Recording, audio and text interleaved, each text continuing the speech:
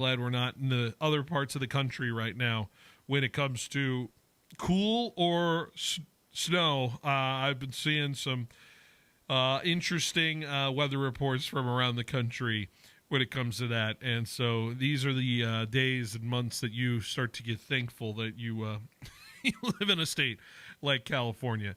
I'm sure my friends here agree. Who do we got going on the show today? Couple of good guests. Jake Heibretter, Fresno State basketball player, will join us via the Lee's Air Hotline at 4 o'clock today. Yeah, that's right. We're going to talk to him ahead of their big basketball battle with Arkansas, recap some of the season so far, and get insight from one of the top scorers for Fresno State. Excited to talk to him, the Clemson transfer here at Fresno. And then later in the show, at around 5:15, 5:20-ish, we'll have Jackson Moore on to react to the signing day that Fresno State is putting together here, which is starting to get historic in nature based off of who we've seen come in with this class and other things. So you got to be liking what Coach Entz is cooking up here, and we'll get into that. We'll do a 5 at 5. We'll talk about Fresno State, like I said. We'll talk about NFL stuff as well. We'll dive into some playoff scenarios today. Today's a good day to speculate on what is left the rest of the month here when it comes to that. So excited to get into it all here.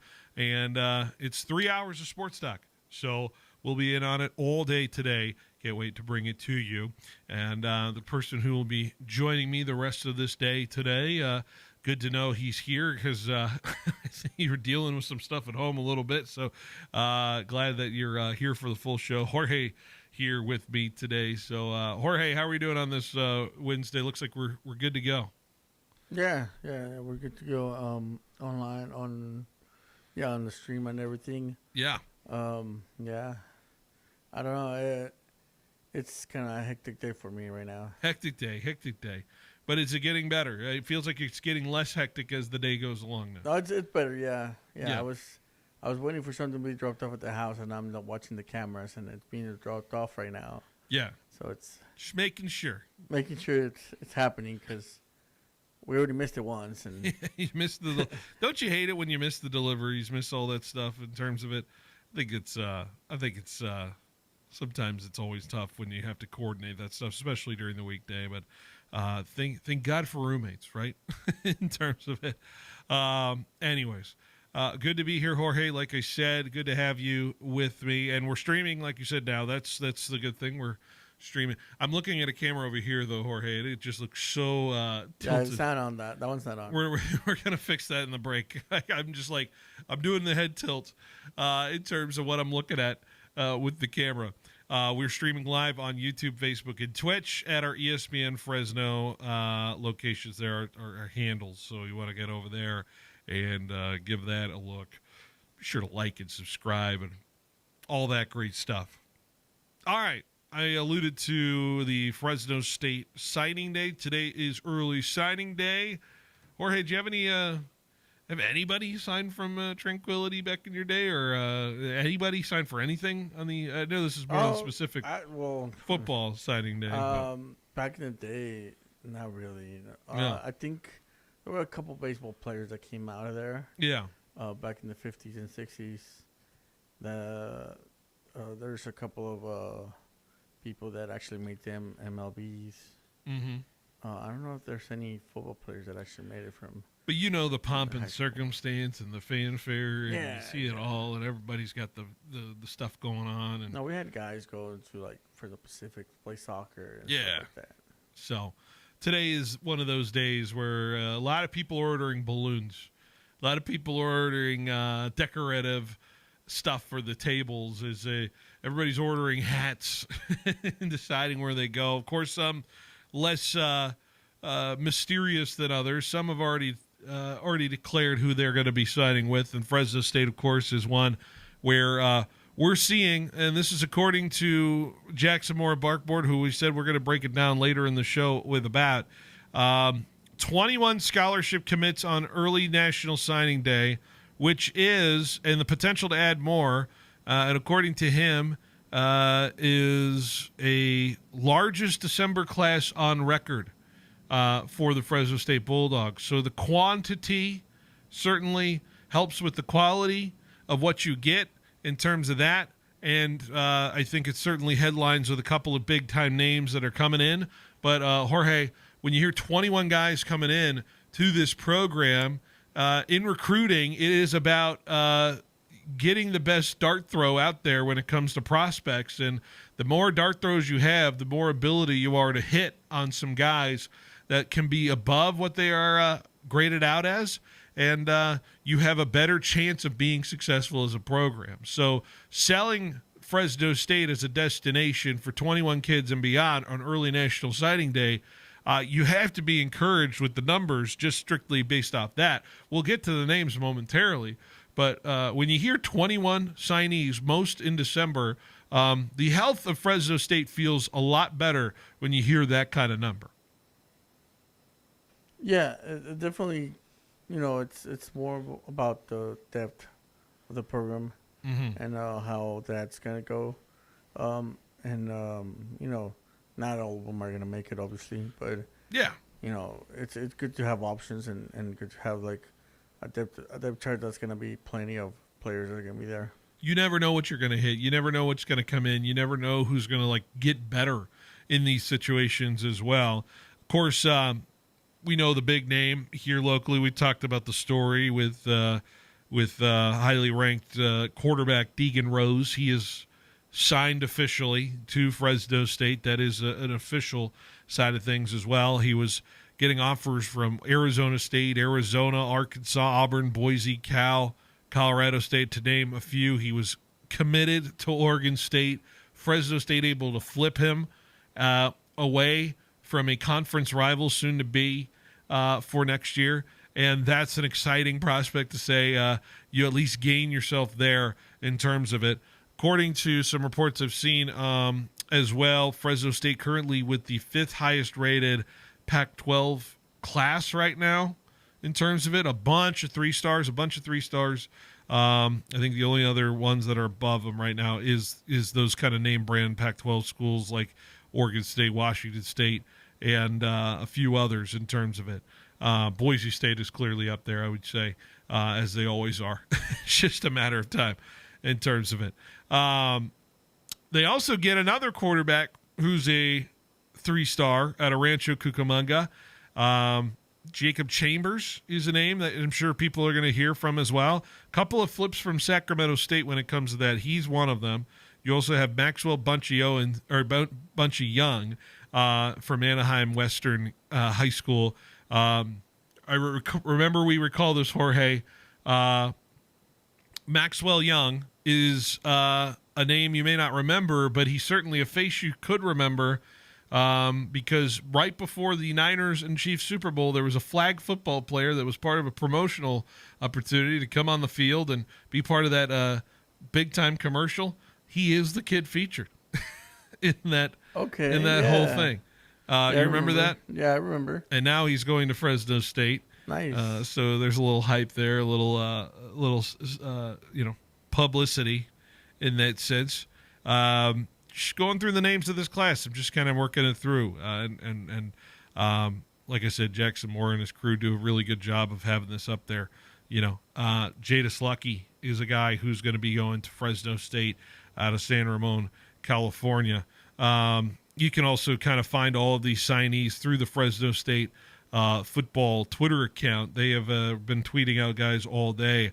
I'm looking at the defensive back from Pittsburgh High. Truly Bell is going to be a kid who's going to be fantastic. Actually playing against Central East this Saturday should be interesting.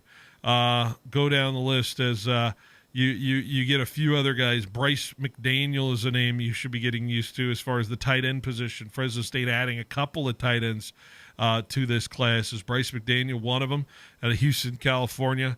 You also have Zane Gerbo sitting there as well in terms of players. You got Zephaniah Sese, a linebacker out of Hanford. What up? We've talked about Redwood High. We've followed Redwood High, so shout out to the local kid staying in Fresno. Zephaniah Sese should be fun to watch in a Bulldog uniform. A lot of pipeline from the Central Valley, a lot of pipeline from Nebraska. So we're getting the roots and the ties from two different locations, I would say, Jorge. Coach Entz, I'm sure, working the Middle America in terms of that with the Nebraskas of the world, the Iowas of the world, the Missouris of the world. But it's good we're getting a few guys here as well sticking around in terms of it. So it looks like Franklin Lockhart sticking to Fresno State. He is from Tulare Union here locally as well. Just a few names to think about. Modesto Central Catholic High School grad Chase Pinheiro is coming in out of a safety position. Should be fascinating to watch. So, and then, hey, we signed a long snapper, Jorge, out of Fresno City College.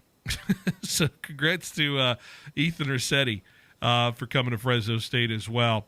Maddox Merrill, another name we hear about, the running back. He is going to come in as a preferred walk-on as well from that running back position.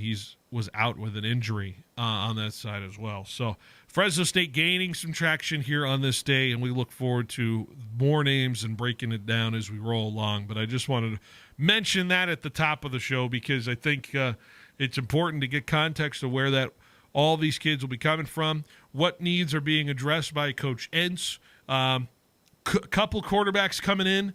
That's, like I said, a couple dart throws to see who is going to be maybe challenging at the spot. Are we going to see these quarterbacks potentially in action next year? That's a different question. That's a different approach. I do know for sure Deegan Rose is going to be early enrolling into Fresno State next semester, Jorge, so he will get the chance to work out with the Bulldogs in the spring, so that'll be nice in terms of it. And I think it's going to be very exciting to see what it's going to look like the way this roster is going to be coming in. So good holes filled on the defensive side, like I said, as well. So there is a lot to like from what has been revealed. They signed Jake Plummer. Yeah, Jake Plummer, not the Jake Plummer you're thinking of. Jake Plummer out of St. Louis, Missouri. 3-star? Yeah, 3-star D lineman. Good name. We like that. Another Missouri grad, Brandon Huddleston. We like Huddleston as a name. There's some good names to say. I got to learn another tight end though. Dallas. Apologies to this guy from Nebraska. Dallas Gaius Enyagbu. I'm doing my best. I show off during the Friday Night Lights, Jorge. I do. I really do. In front of Pat and in front of Paul, but sometimes even the crazy ones get me a little bit. I haven't really had practice in terms of it. So if you want to hear about these recruits, we will probably break it down as we roll along the rest of the show. We're gonna have Jackson Moore, like I said, on at around 5:15, 5:20. So we're gonna go through the recruiting class and kind of navigate who the players are that are coming in. What this class overall is telling you about the approach that Coach Entz has had coming into this year, and what needs are being addressed from the young crop of talent that is being signed through early signing day. Of course, there is the transfer portal still, which will be after the bowl season, and that'll be the next time you gain a lot of different new faces to that. And then whatever comes of the later signing period for that as well, Fresno State will certainly have the opportunity to add a few more. But exciting times. 21. That's the headline for me, Jorge. 21 names, 21 potential prospects that can absolutely help this program and grow it to where it needs to go. Get these kids in your building, see what they got, and then you'll really know what you need and what you have moving forward. I think that's the headline today. And there's still like one more recruiting day, right? Yeah, there's another signing day. There's another signing day. Today's the National Early Signing Day for all the kids that are still figuring it out. There's still another period of it. There's got to be a few more people that are going to sign in and more talent that we're going to see here at Fresno. Hey, but isn't it nice, though, Jorge? Isn't it nice?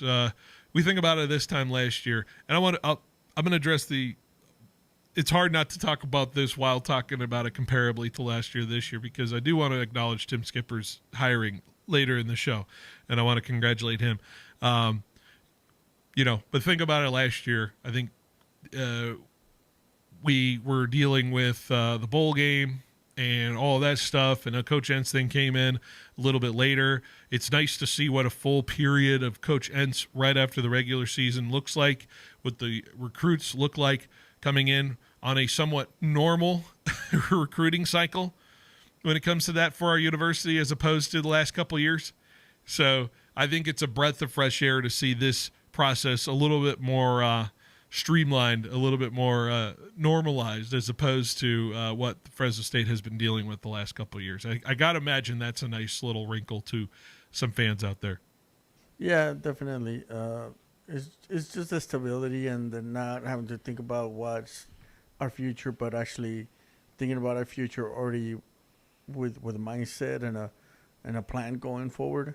That's a big difference. Certainly. We'll break it down later in the show, so stay tuned for that.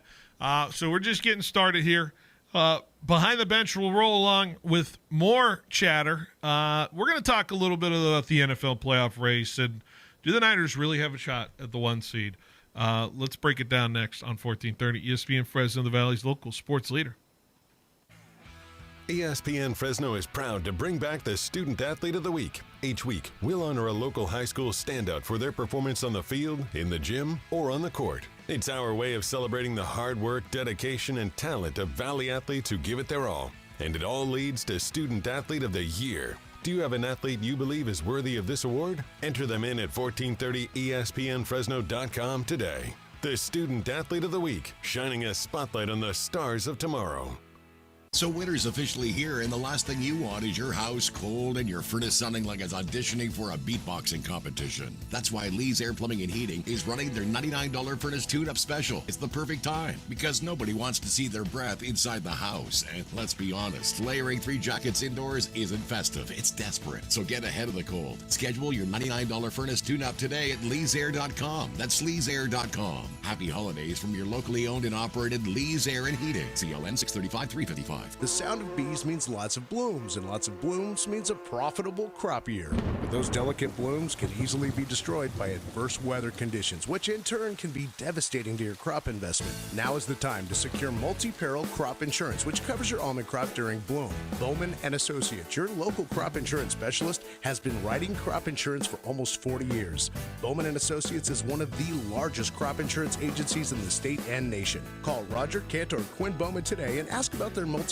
crop insurance for almonds. Bowman & Associates can design a policy with protection based on your own production experience. Ask about the new Price Option Plus, which increases the insurance price per pound to make it closer to the market price of almonds. Deadline for multi-peril coverage is December 31st. Call Bowman & Associates at 499-2020. That's 499-2020. California Department of Insurance license number 0F64178. Bowman & Associates, the crop insurance specialists. Back the Birds, Fresno. Fresno Pacific Sunbirds basketball is home this week at the Special Events Center. Thursday versus Biola is Breast Cancer Awareness Night, with the first 25 fans to each game receiving a special pink Sunbirds t-shirt courtesy of Pierpont Promotional Group. Women at 5, men at 7:15. Then Saturday versus Point Loma is Stuff the SEC Day. Bring a new stuffed animal to toss at halftime, all going to Valley Children's Hospital. Women at 2, men at 4:15. $10 for adults, 17 and under free. Visit FPUSunbirds.com for information. Basketball is here at Fresno City College. Come cheer on the Rams, both men's and women's teams, 2 of the top programs in the state, where every game is fast, fierce, and full of heart. Don't miss your chance to see championship-level basketball live at FCC. Want to know where the Rams play next, or check schedules for other sports? Visit FCCRams.com for full fall and winter athletic schedules. Be part of the tradition. Be part of pride. Fresno City College Athletics, where champions compete and fans bring the energy. Now that you've gathered all your landscaping ideas at the Fall Home Show, swing by Clovis Stone Masonry and Landscape Supply to bring them to life. Hey contractors and DIYers, Paul Metters here. Clovis Stone is the Valley's go-to playmaker with 6 acres of premium materials ready to roll. Whether you're building big or dialing in the details, Clovis Stone has what you need when you need it. With 24-hour delivery, fast, call-ahead pickup, you can stay on schedule and on budget. Step on the lot today off Sunnyside in Old Town Clovis or online at clovisstone.net. Get ready for the ultimate Monday Night Showdown, only at Chakchansi Gold. Starting September 8th through December 29th, win your share of $80,000 in giveaways, including $51,000 in e-cash. Earn entries all day Sunday, Monday, and Thursday. Then join us for drawings every Monday from 5 to 8 p.m. Swipe your rewards card during the game inside Firehouse Lounge for a free entry into over $28,000 in prizes, including football gear and more. Game day starts here at Chakchansi Gold.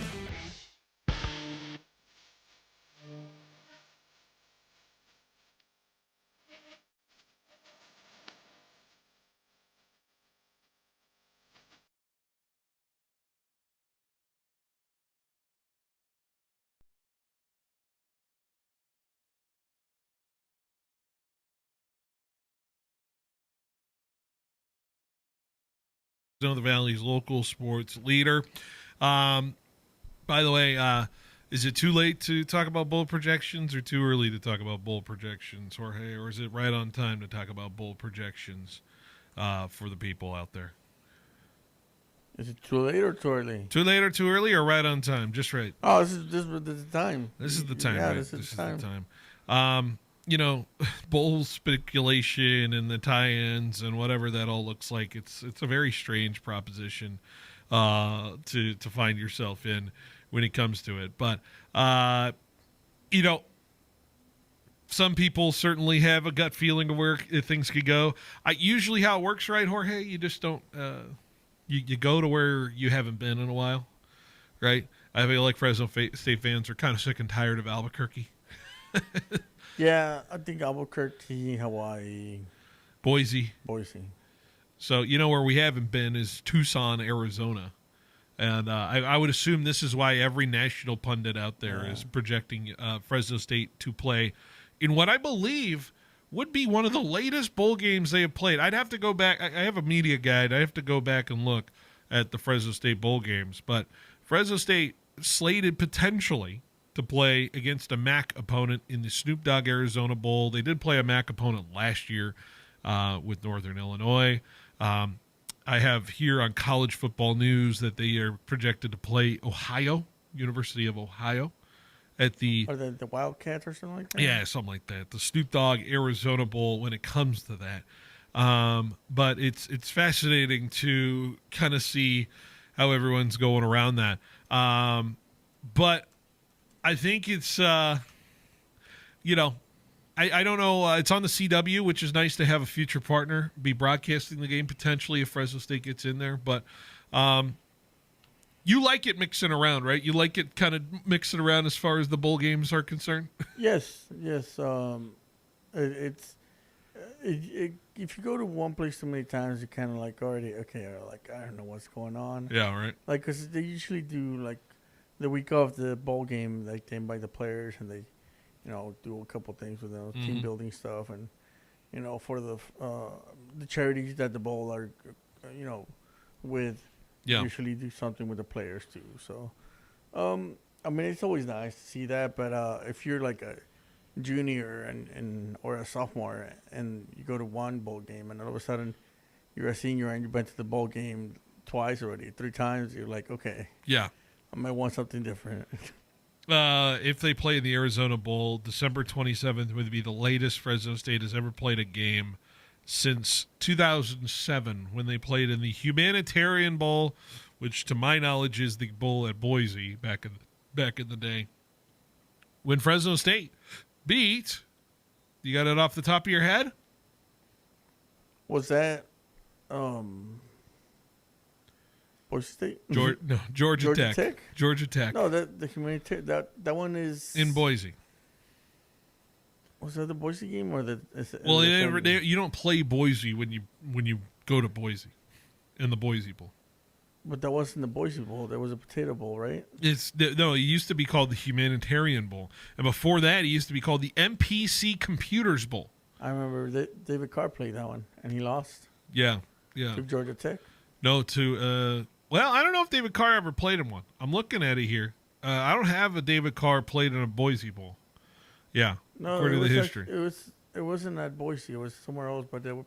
Oh, yeah, he beat Georgia Tech, though, in a bowl game. Silicon Valley Bowl in San Jose in 2002, if you're going to go there. Yeah. We're sure he won? Here's your bowl history since 1999, Jorge. Fresno State lost to Utah by 1 point in 1999 in the Vegas Bowl. They lost to Air Force by 3 in 2000 to Air Force in San Jose. I remember that. They lost to Michigan State in 2001. That one. Yeah. Where was that one at? In San Jose at the Silicon Valley Bowl. That's the one David Carr lost. Yeah. And then they went and beat Georgia Tech after Derek Carr left in 2002 in San Jose. They then beat UCLA in the Silicon Valley Bowl. 4 straight years of Silicon Valley Bowl. My goodness. No wonder they were trying to get moving on with everything. Yeah. Fresno State played they did play in Memphis, Tennessee one year for a bowl game, Liberty Bowl in 2005 when they lost to Tulsa by 7. Okay, enough bowl talk. We'll break it down next Monday when we get all that in. Anyways, I want to play a game with you, Jorge, in terms of let's talk about most likely scenarios. We're here in the last month of the NFL season, and I want to do a little playoff predictor here for you. So I've got in front of me one of my favorite things I've ever done or I've ever had in doing, existing in the sports realm, and that is my favorite thing on ESPN is this playoff machine. Have you ever played with the playoff machine on ESPN.com? Yeah, it's different. It's different. It literally looks like it hasn't changed since 2006, but it has certainly gotten me through long days of classes where the attention span was waning just a little bit in terms of it, especially knowing my New England Patriots were contending quite some time. They're contending again, and so I want to play with this now, and I get to do with it as a job here. San Francisco 9-4, right? They hit the bye. So do you want to play the game of what the Niners need to win the division, get the 1 seed, see how it all plays out? Because there's certainly games that are going to matter for the 49ers moving forward. But I would say the likelihood of getting a 1 seed has to be contingent on going undefeated the rest of the year, right, Jorge? Is that fair to say? To get the first place? Get the number 1 seed in the NFC. Win at least 3 out of the 4. All right. And have, Okay, so if you want to play that scenario, win the 3 of the 4, clearly you want to win over Tennessee, right? You're going to do that. Of course. Then the Niners have Indy. Are you giving them a win there in Indy on Monday night? No. No. So you're going to count that as the loss. Yes. Then they would have to beat the Bears at home on Sunday. They would have to beat the Seattle Seahawks at home. So I got them at 12-5. So what you need, the Rams have 5 games left, so let's play it out with the Rams schedule. Because the Rams are 2 games up at that point, right? And you're tied in the head-to-head. So the question is, can the Rams find 2 losses down the stretch? Or you feel realistically there's a shot there? They have Arizona this week. Do you feel like Rams win or lose over Arizona? That's a win. That's a win for the Rams. They have home against the very depleted Lions next. I don't know. That's the one you need. I think that's a loss you need if you're a Niner fan, right? Yeah, that's the one that you need them to lose. Do you want me to market a Lions win right now? Then they go to Seattle. In Seattle. Preferably, you would want that a loss. You would want Seattle to win that game. Then the Rams are at Atlanta. They should win that on a Monday night. Correct, Jorge? Correct, yeah. And then they have the Cardinals in L.A. They should beat the Cardinals. Correct? Correct, yes. Okay, so the seeding has 49ers just above the Rams in terms of that. Now let's go to Seattle's schedule the rest of the way, right? Seattle at 10-4 based off the results we've given so far. We're assuming Seattle can beat Atlanta this week, right? Correct, yes. Yeah. Seattle then has the Colts in Seattle.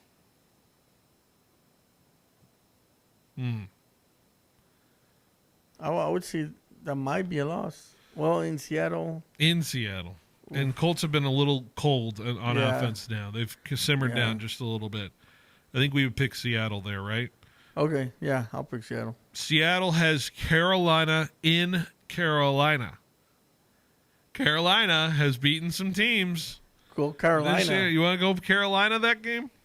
Have to. All right. And then Seattle would have the Niners. So the Niners would end up with the 2 seed. All things considered, if that exact scenario plays out, tiebreakers would go to San Francisco based off of head-to-head win percentage with tie breaks over LA and Seattle. So it's quite simply, I think the reason they'd be ahead is because they swept at least one of those opponents. Seattle, they did sweep. If you went to Seattle versus San Francisco and LA, they split both of those games. And then LA would be eliminated based off of them splitting both the Niners and the Seahawks this year. You're not the 1 seed quite yet, though, Jorge. We need to work out the Packers here through the rest of the schedule. So let's look at that. Green Bay has Chicago this week. Would you pick Green Bay or Chicago this week? I'll take Chicago. You take Chicago. Okay. Barely, but yeah. Barely? You take them barely? The Packers are in Green Bay. Or, excuse me, the Packers are in Denver. I was waiting for that one. Excuse me. Stating the obvious here. I'll be here all week. So, Okay. Green Bay and Denver. I'll take Green Bay. You'll take Green Bay. Green Bay at Chicago again. This time in Chicago. I'll take Chicago. Chicago's going to sweep. All right, sweeping the Packers. We're pretty much eliminating the Packers at this point with those 2 losses. Packers hosting the Ravens. I would go Green Bay there. Yeah, I would go Green Bay. And then Green Bay at Minnesota. You feel good about Green Bay winning that one based off of. Yeah. Okay. Now we have the Bears to figure out. So we've done a couple fill in the blank with the Bears. Bears have the Browns in Week 15. You would give the Bears that win, right? Correct. And then the Bears at the end of the year have Detroit in Chicago.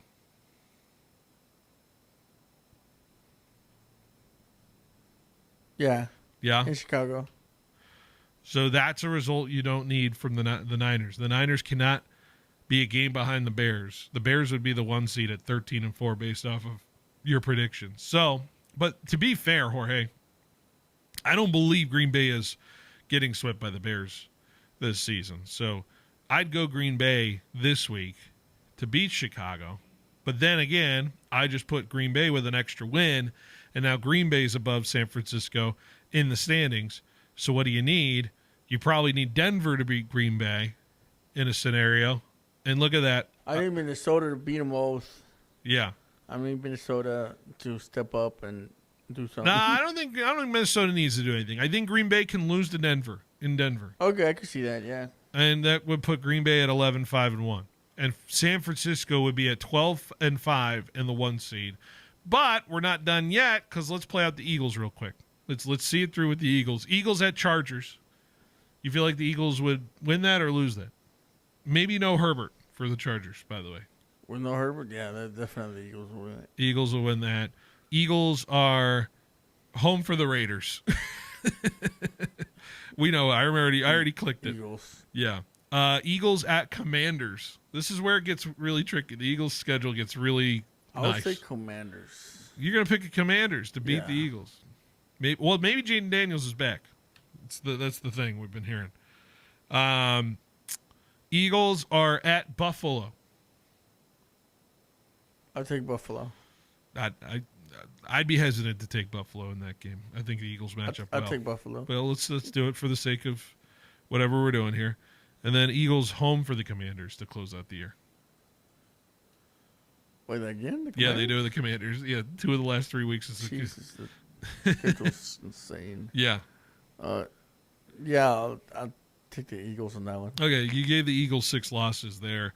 To be frank, I don't know if they lose to the Commanders at any point. I think they would kill Buffalo, regardless. Even if I gave them a win over Buffalo, Kill Buffalo? Yeah, I don't think Buffalo matches up well. Kill at all. Buffalo. They do not match up at all well with the Eagles. I don't see them killing Buffalo. Okay. Maybe they might win, yeah. Well, but- good news for you, Jorge, because the Eagles, tied with the Niners, tied with the Bears, still remain as the 1 seed in the NFC based off of this playoff machine machination. The Eagles or the Niners? The Niners. Oh, okay.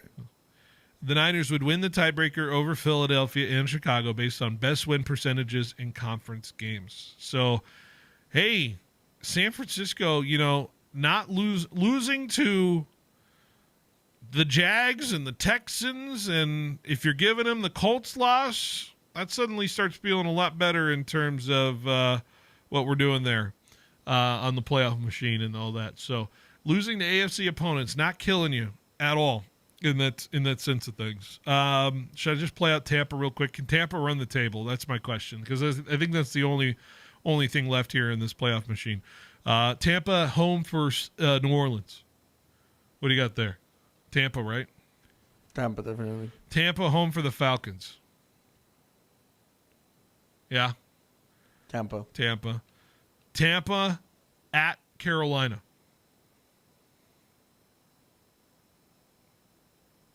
Yeah, Carolina is so sneaky, man. I feel like they could. In paper, I see them losing. Okay. And I don't know. I'll go Tampa. Tampa at Miami. They'll lose because it's Miami, and Miami's weird. Miami's weird. And then Tampa home for Carolina. Carolina might win that one. They'll split. They'll win one, lose one. Yeah, I'll give the home and home split, and then if we gave Tampa. By the way, if we gave Tampa the win over Miami, they would finish at 12-5 on the year in terms of that. And I would argue. Oh no, never mind. I gave them the loss to Carolina, so they'd be 11-6. So here's what your NFC playoff picture would look like if everything went that way, the way we went. San Francisco gets the 1 seed. Green Bay is at Chicago. Seattle is at Philly in the 6 versus 3, and the 5 versus 4 would be LA at Tampa.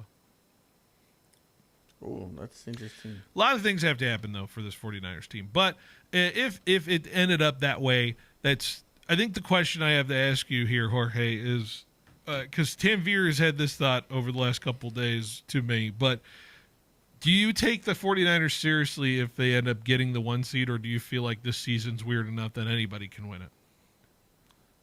I feel like it's weird. It's been a weird season. Yeah. Yeah, because I feel like the way that it looked, the schedule for the Niners at the beginning of the season, it looked comfortable. Mm-hmm.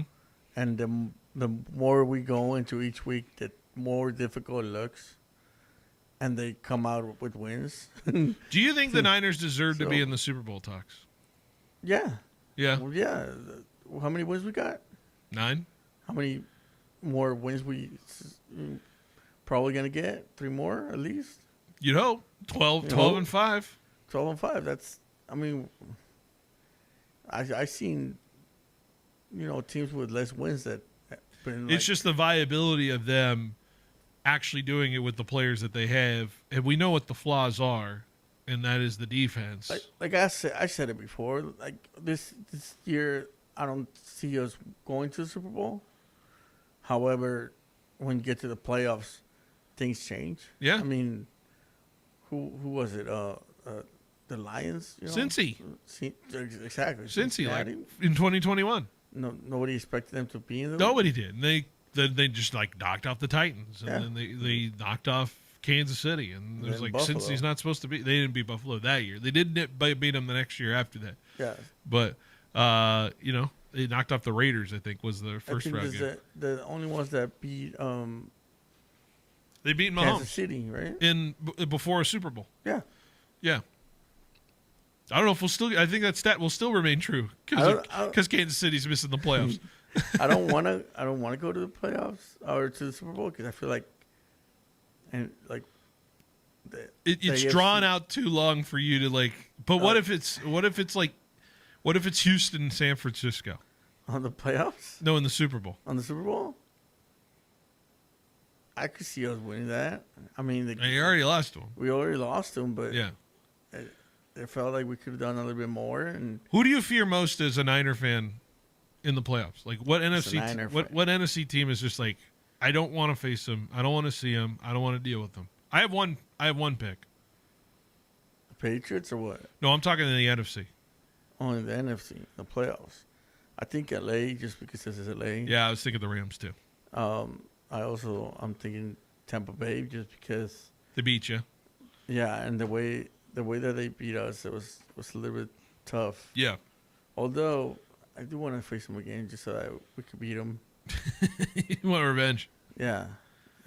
I think LA is like the number one issue for the Niners in terms of that, and so I think they're going to stand in a way. We beat them once; they beat us once, so it's kind of like. I think if Philly figures it out, they could beat you guys too. If they ever just got out of their head out of their own, know what? They stop worrying about, internal stuff. Yeah, exactly. Yeah, there's a lot to figure out. But, I mean, the Niners are sitting on a bye, so it must be nice to just kind of sit there. Or, are you glad you just don't have Niner football to worry about this weekend? Finally. A little bit, yeah. But also I kind of don't have anything to do that Sunday. I'm a little disappointed, too. I'm like, I like watching my Patriots. And now I finally get a bye week, and I'm like, damn. I don't get to watch them this week. I got to plan something else. I got to figure something else out. Right. Anyways. All right, let's take a break. And when we come back, we're going to wrap up this first hour next on 1430 ESPN. Get your day started with Rich Eisen. Puka Nacua is the best receiver in the National Football League. Did I stutter? You did not. Okay. He gets the football, and it's just like 9 yards every time, right? Every time. And you're like, oh, it's going to be a first down. And then Devontae Adams is wide open. Mm-hmm. And then that means the run game can work as well. The play-action game in the Rams is lethal. Lethal. I mean, Stafford sits back there, and if he gets a second of time, he's just ripping, and there's chunk plays everywhere. Rich Eisen, brought to you by Citizens Business Bank.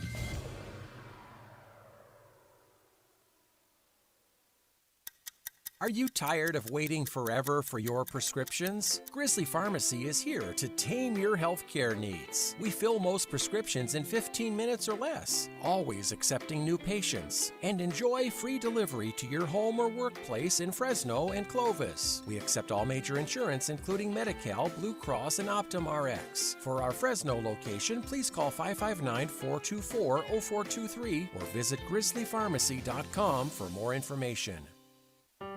When Jeff Thiessen and Lance Duker started Thiessen Duker Modern Wealth Management in 2003, they had a simple mission: to make every life they touch better.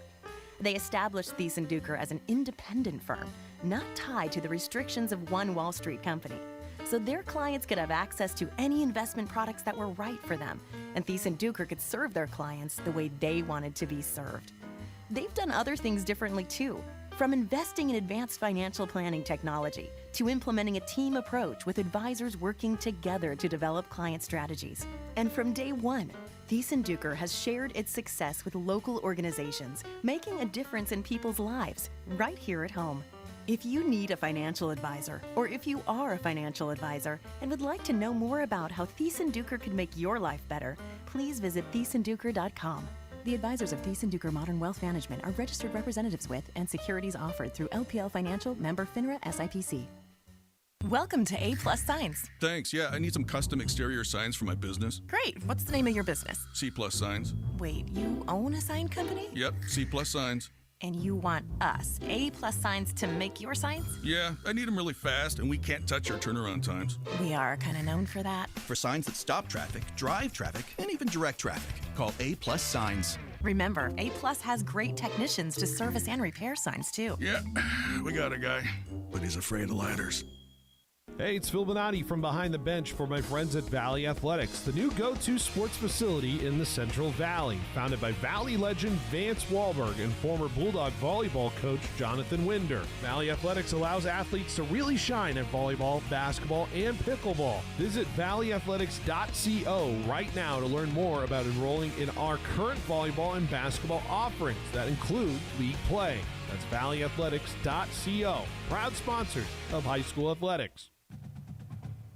Bulldog basketball is back and heating up the Save Mart Center. Don't miss any of the exciting action as both the men's and women's basketball teams take on the Mountain West this season.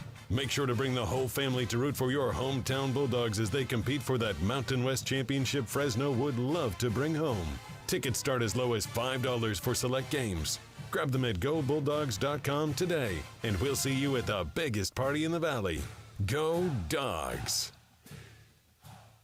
The Black Friday clearance has been extended at Fashion Furniture and Lou Rodman's. Up to 70% savings at Fashion Furniture with discounts on 100 dining room sets with 24-hour delivery. And don't miss half-price patio furniture at Lou Rodman's. Two good friends, two great stores, and 0% financing at both. The Black Friday clearance has been extended at Fashion Furniture and Lou Rodman's through Sunday on El Paso across from River Park. Don't miss it.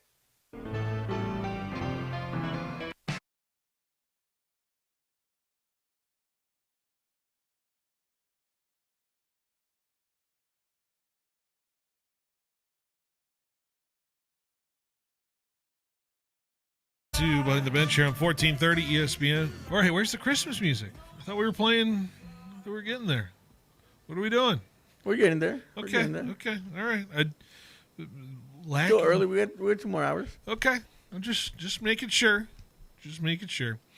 I mentioned it earlier offhandedly, but I wanted to make a mention of it here now.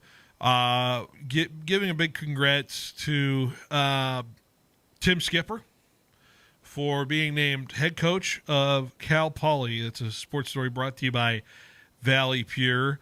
And just wanted to give flowers to him, kudos to him for the job he did at UCLA, which we know was as unforgivable of a situation as you could climb yourself into. And what does he do? He goes and completely derails the entirety of what Penn State has turned into as a program, which is still trying to find a head coach. Maybe they should have looked across the field for that anyway.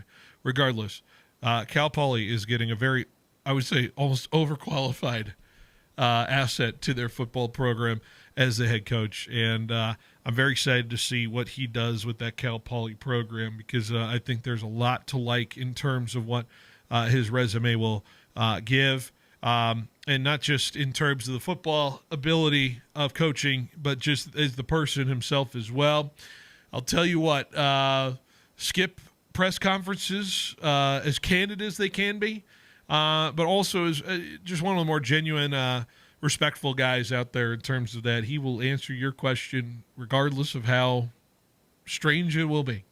He will give you the time of day. He gives you the respect that maybe sometimes you don't feel like yourself deserves, but here it is. He will give it to you in terms of that. One of the pleasures of doing this job is to meet guys like him, and I would say Coach Skip is certainly going to run that Cal Poly program into a good one. And I did have to peek at the Fresno State schedule in a couple years. Do you know, Jorge, that we play Cal Poly in 2028?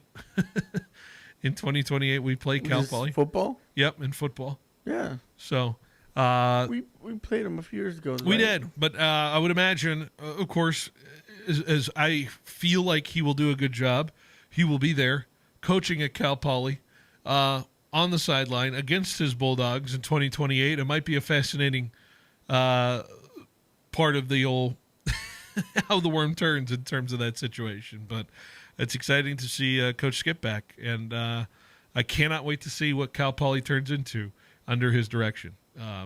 You got to acknowledge the amazing stuff he did with UCLA, with what that program looked like. Dead on arrival, 4 weeks in, one of the worst teams in college football, and at least putting some sort of respectability into what they were doing. I think mainly just the players they had.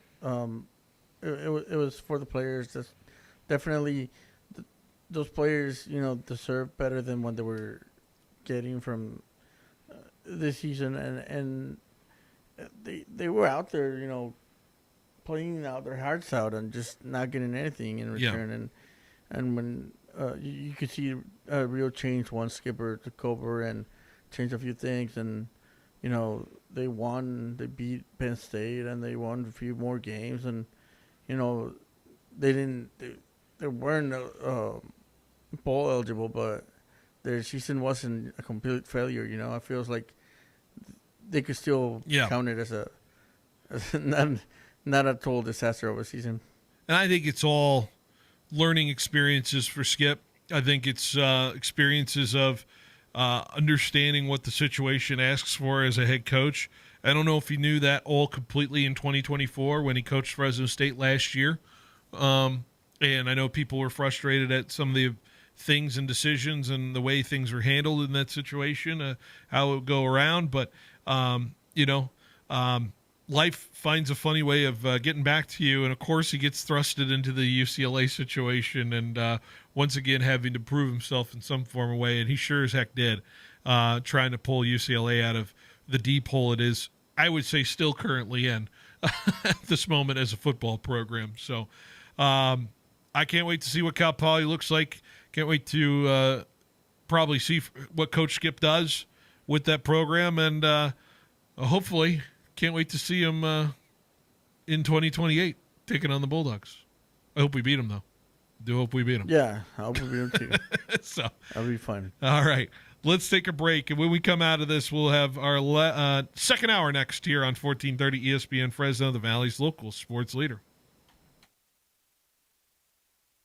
The Central Valley Sports Leader has you covered for the local angle with the Central Valley Sports Report hosted by Paul Meadors. Paul is back for year 5 and is ready to give you the insight and knowledge of everything you need to know when it comes to high school sports. From the coaches and player interviews to the game recaps week by week, as well as talking with all the insiders that have the pulse when it comes to prep sports in the Central Valley. Central Valley Sports Report, airing 10 a.m. to noon. Live from First String Sports every Saturday on 1430 ESPN Fresno. Hey, it's Phil Bonatti from Behind the Bench. As the weather cools down and the action heats up in the sports world, that also means that sometimes more slips, hits, and injuries. Just like in sports, when life knocks you down, you need a strong team behind you. That's Davis and Van Wagenen, attorneys at law, right here in Fresno. They've helped Valley families recover and win the compensation they deserve. And you don't pay unless they win. Visit DavisVanWagenenLaw.com. Davis and Van Wagenen, your hometown injury attorneys. KFC's got your back this Thanksgiving with their Cajun deep-fried turkey. Fully cooked and Cajun seasoned, it's ready to reheat at home. More time for family, football, and fun. Pre-order a week in advance at a participating KFC and pick it up in person. Enjoy it a la carte or as part of a family meal or feast with sides like mashed potatoes, gravy, and warm biscuits. Make Thanksgiving extra tasty with KFC's Cajun turkey. Happy Thanksgiving from your locally owned KFC. At Citizens Business Bank, we've been taking a personal approach to banking for over 40 years and are consistently recognized as one of the top performing banks in the nation. Hi, I'm Susan Woosner, Senior Vice President and Manager of Citizens Business Bank in Fresno. We believe in the importance of building long-lasting and genuine relationships with our customers. We want to provide you with the solutions you need to grow your business because your success is our success. Citizens Business Bank, member FDIC.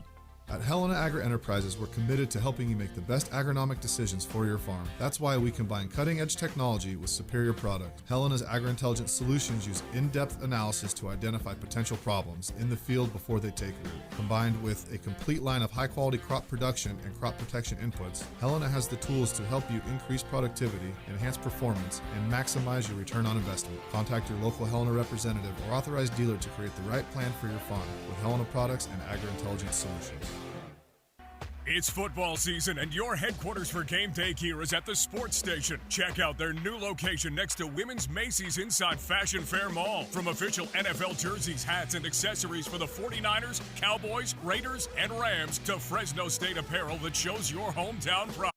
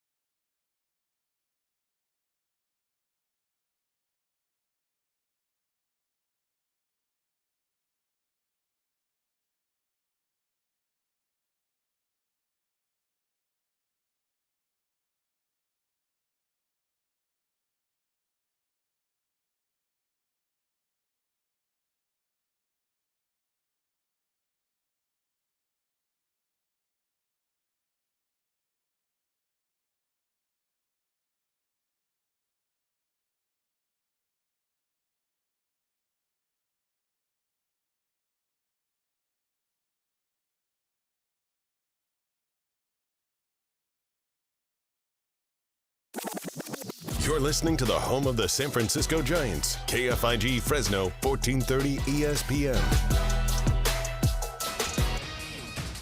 I'm Christine Lisi. Some uncomfortable conversations happening for the Bucks. Megastar Giannis Antetokounmpo and his agent talking with the team about his future and whether his best fit is staying or going elsewhere, reports ESPN's Shams Charania. A resolution expected in the coming weeks. Bucks are 11th in the NBA's Eastern Conference, and improving that roster will not be easy, explains ESPN NBA front office insider Bobby Marks. They've got one first-round pick to move in a deal. One in either 2031 or 2032. This is a roster that is top-heavy in contracts unless you're going to move off Miles Turner, who's trade eligible starting on December 15th. So from a purely looking at it from Milwaukee's perspective, Malika, there's not much left there to go out and move. Bobby, on NBA Today, multiple teams expected to emerge as suitors if trades are explored for Giannis, who's averaging over 30 points, 10 rebounds, 6 assists on 64% shooting this season. Also from Shams, Chris Paul was not on speaking terms with Clippers coach Ty Lue for several weeks before his shocking ouster from the team. The Clippers felt that Paul's leadership style had become disruptive. Lakers point guard Luka Doncic out tomorrow in Toronto for personal reasons. Marcus Smart won't play due to lower back injury management. Suns guard Devin Booker will miss at least a week with a groin strain. NFL Ravens and tight end Mark Andrews, who is quarterback Lamar Jackson's favorite target, agreed on a 3-year, $39 million extension, $26 million guaranteed. Chiefs rookie left tackle Josh Simmons on IR after wrist surgery, so he is out at least the next 4 games, starting Sunday night against Houston.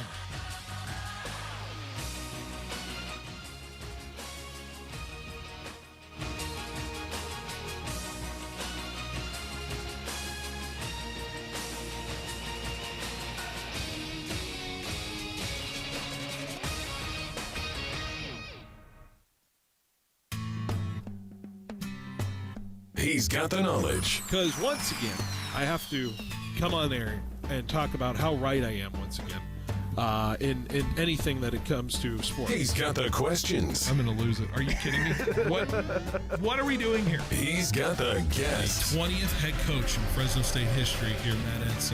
Is it hard to believe sometimes still the 20th head coach here in program history? It's all moved really quickly here over the course of the last 5-6 weeks, but super excited to be here. Phil Bonatti is the voice for the Central Valley sports leader. Behind the Bench starts now. Brought to you by Helena Agri.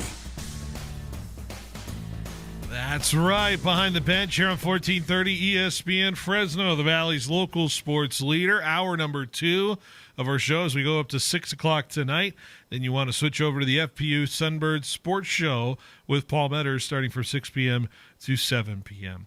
Let's talk to our first guest of the day. Good to bring him in on the Lee's Air Hotline. Now joining us, Fresno State basketball player Jake Heidbreder with us now. Jake, good to have you on the show. Hope you're doing well. How are you doing on this Wednesday?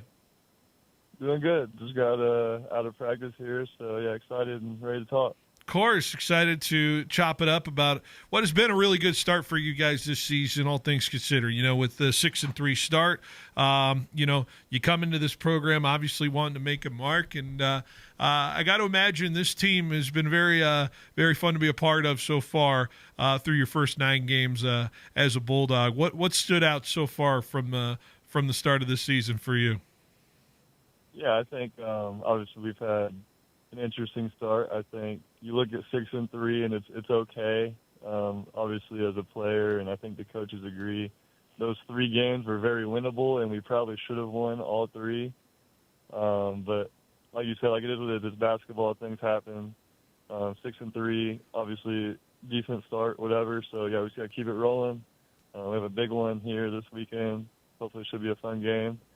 And yeah, I mean, it's been obviously a good start.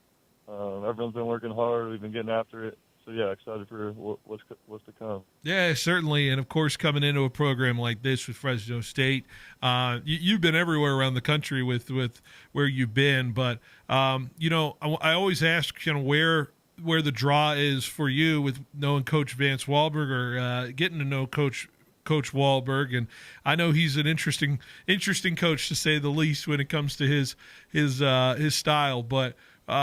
Tell me a little bit about how you knew Fresno State was going to be on the radar for you, and then what draw you to coming here this year. Yeah, I think so. I spent my first few years at Air Force, had a pretty good start to my career there, and then went to Clemson, redshirted my junior year, played last year as a part of two really good teams there, high level, top 25 ranked teams, NCAA tournament twice. So I've been around a little bit, two different programs and stuff like that. So I graduated there, and just kind of for my last year of eligibility, I wanted to go somewhere and have a bigger role than I kind of had at Clemson. So, Coach Wahlberg and Welch and all the other coaches, they kind of told me what it was going to be and stuff like that. And I was already familiar with the Mountain West Conference, obviously, because Air Force is in the conference as well. So I knew the league. I've been to all the places, so that kind of drew me to here as well. Yeah, not too dissimilar to the travel schedule you're used to with the Mountain West. Of course, the rigors of the Mountain West. You haven't hit that part of the schedule yet, and I'm sure there will be some interest there when it comes to that. But, the style, like you said, the ability for you to kind of be a more feature prominent part of a team, and you certainly are a guy that a lot of, you see a lot of the action through with your three-point ability and all that fun stuff. How dynamic is it for you to be in this offense right now with the Bulldogs, and what kind of challenges does it provide you as a player? Yeah, it's super fun, having freedom and the coaches believing in you and everything. And there's also that inner competition with myself. I had to perform and everything like that. So, it's fun, and just being a bigger part of a team and everything like that, and trying to help other guys be successful. Just everything in general. I think, it's a little bit of a challenge, but it's a fun challenge, if that makes sense. Absolutely.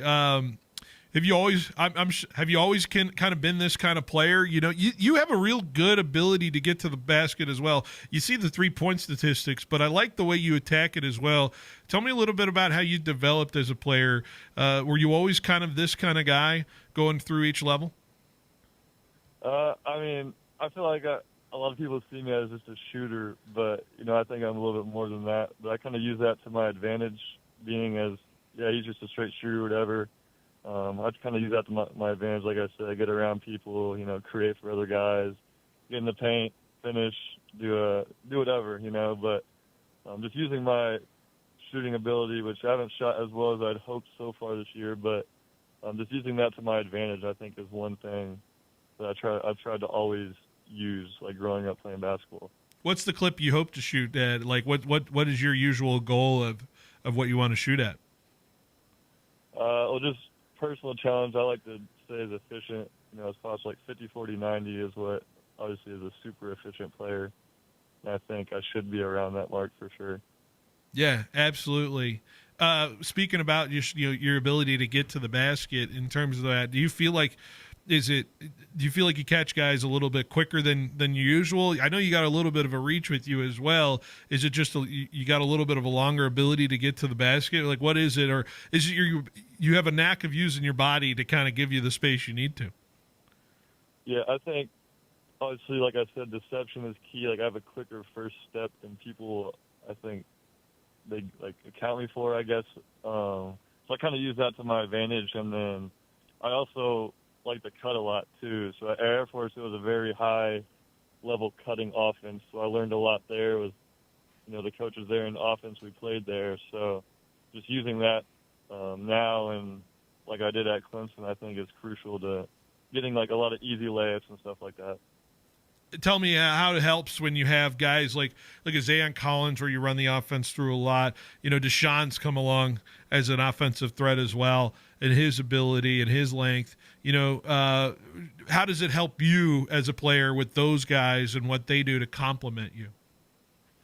Yeah, it helps a lot. Zion's obviously an extremely smart point guard, so having that by your side helps a lot. It's a really good passer, and he knows where you want the ball, what spots you want the ball. He's going to get the ball there for you and stuff like that. So, playing with a guy like him is obviously really fun as a player that is seen as, I guess, a shooter and a scorer. And yeah, like you said, having guys like Deshaun, who are super athletic, know the game really well, and kind of doing all the little things, for the team, definitely it helps everybody overall, not just me, but everybody.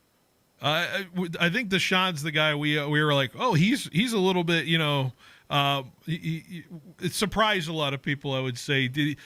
But I'm sure you guys saw the work he was putting in through the offseason, and you kind of knew you had a special player with him, especially with what he does on both sides. Are you excited to see like the people reacting the way they do to what he is like as a basketball player for Fresno State? Yeah, for sure. I mean, I think he's probably our hardest worker on the team. Like him and maybe Mateo, they were in the gym 5:30 in the morning every day over the summer doing stuff. So it's really good to see him have like a pretty good start to the season and everything, because he's put in that work to have that type of season. And I could go down the roster, give compliments to the other guy. Another guy that sticks out to me, especially with his defensive presence. Man, I wish he just didn't get that stinger in the game on Sunday. But DJ Stickman is becoming a guy that you guys are really excited to play with, I'd imagine. Just a freshman, you were a guy that had some accolades as a freshman, so you know what it's like with the pressure playing as a freshman. Does it amaze you what DJ's been doing as a true freshman coming into this program? Yeah, it's pretty awesome to see, him being like a hometown type kid, so playing for his hometown and everything. And he's obviously an extreme high level athlete, so uses that to advantage. And, he knows like his role on the team as well. He's not trying to force too much, but he's getting out, pressuring people, getting steals, rebounds. Just like I said, doing everything, all the little things that you kind of need those type of people on the team to be good. How have you used your experience? Because I see your accolades. You played at Air Force as a freshman and at a high, usage rate in terms of being a freshman and what DJ's doing. Have you talked to them a little bit about just the freshman experience, how physical it can be, how different that transition is from high school to the next level? Well, luckily for him, we're a little different builds. So I was a skinny freshman. He's more of an athletic freak freshman. So he's had probably an easier transition than maybe I did.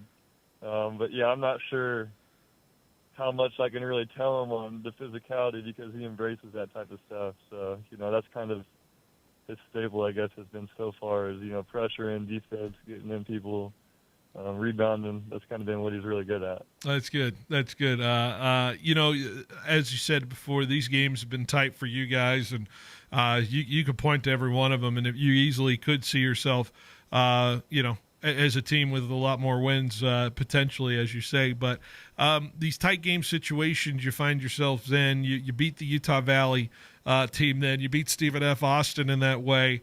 There's numerous ways to look at it, but do you embrace the crunch time Fresno State has seen so far this year and hope that it can translate to the conference schedule in that sense? Like, how much do you lean on those experiences for future experiences? Yeah, it's definitely good to have a couple wins so far. We have a couple losses, a couple wins that have came down to, crunch time and kind of runs at the end of the game. So, it's good to kind of have a couple that we've learned from in losses, but also a couple that we've won, so we know how it should be handled. And just everything, is a learning experience. So if we win or lose, it's a learning experience. Can I ask you about the Pepperdine game real quick? Because I got to know was there a mid-game snack that happened that made you guys go on the run you needed to? Like, how the hell did you outscore them the way that you did on that second half? I mean, that was as remarkable of any performance I've seen. Was it fun? Tell me about what that's like on the court when you guys come out and do that. Yeah, we came into halftime. We're definitely upset with kind of how we were playing. We were getting beat on the boards pretty bad. We weren't shooting well at all.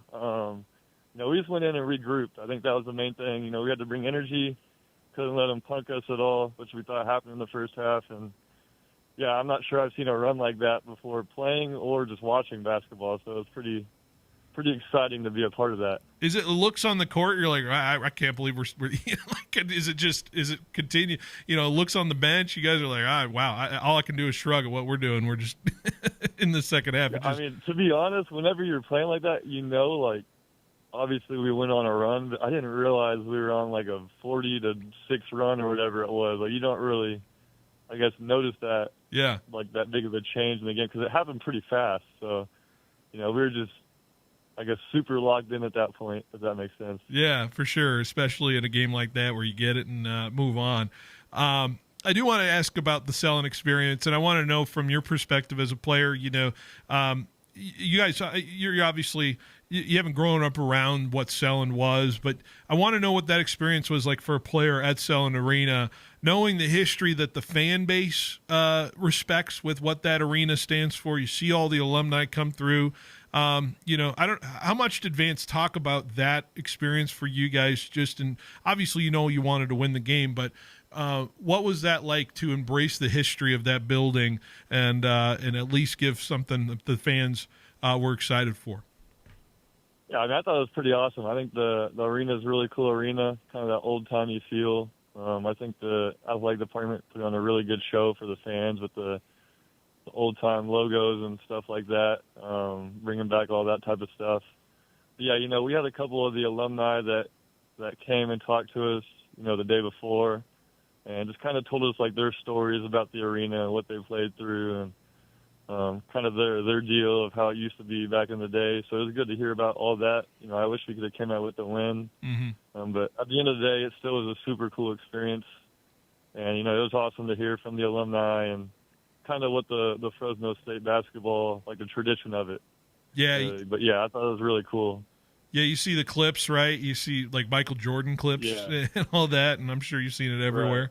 That stuff get to you, you're like, oh, wow, we're sharing the court with what MJ was playing back in the day. Exactly. Yeah, super cool. That's cool. Well, you guys, obviously, you got a nice little break here, but, all the days to prep for your first-ranked opponent this season, and I know Coach got a tie with Calipari. He knows Calipari well, and what are you hoping this team gets out of this game in Arkansas? I know you want to shock the world on Saturday, but what are the things being talked about ahead of this game for you guys in a more national stage right now? Yeah, I mean, I think just the main thing, go out and compete. We got to play our game, do what we do. I mean, I think nowadays in college basketball, anybody can beat anybody. So, I mean, it doesn't matter who you're facing, whether it's number one ranked opponent or the 300 and some ranked opponent. At the end of the day, anybody can beat anybody. So if you go out and do your job, and then you should have a chance to win. And then, like I said before, we've had a couple games not go our way, but we've had a couple games like actually go our way. So, anything can happen if it comes down to the end of the game. Does it fire you up personally as a player when you were like, all right, we're going to see what this, like how much does it fire you up? I know you're not to the game yet. It's a few more days away, but I'm sure when you fly out there, you start feeling a little bit more. You start getting really antsy and excited just to go after it. You played at Clemson, so you know what that kind of atmosphere is like at Arkansas. So what does that experience help you with in terms of getting ready for it? Yeah, I mean, at Clemson, obviously, ACC is a pretty well-known conference, has some good teams in there, so we get to play at some cool arenas and see all that.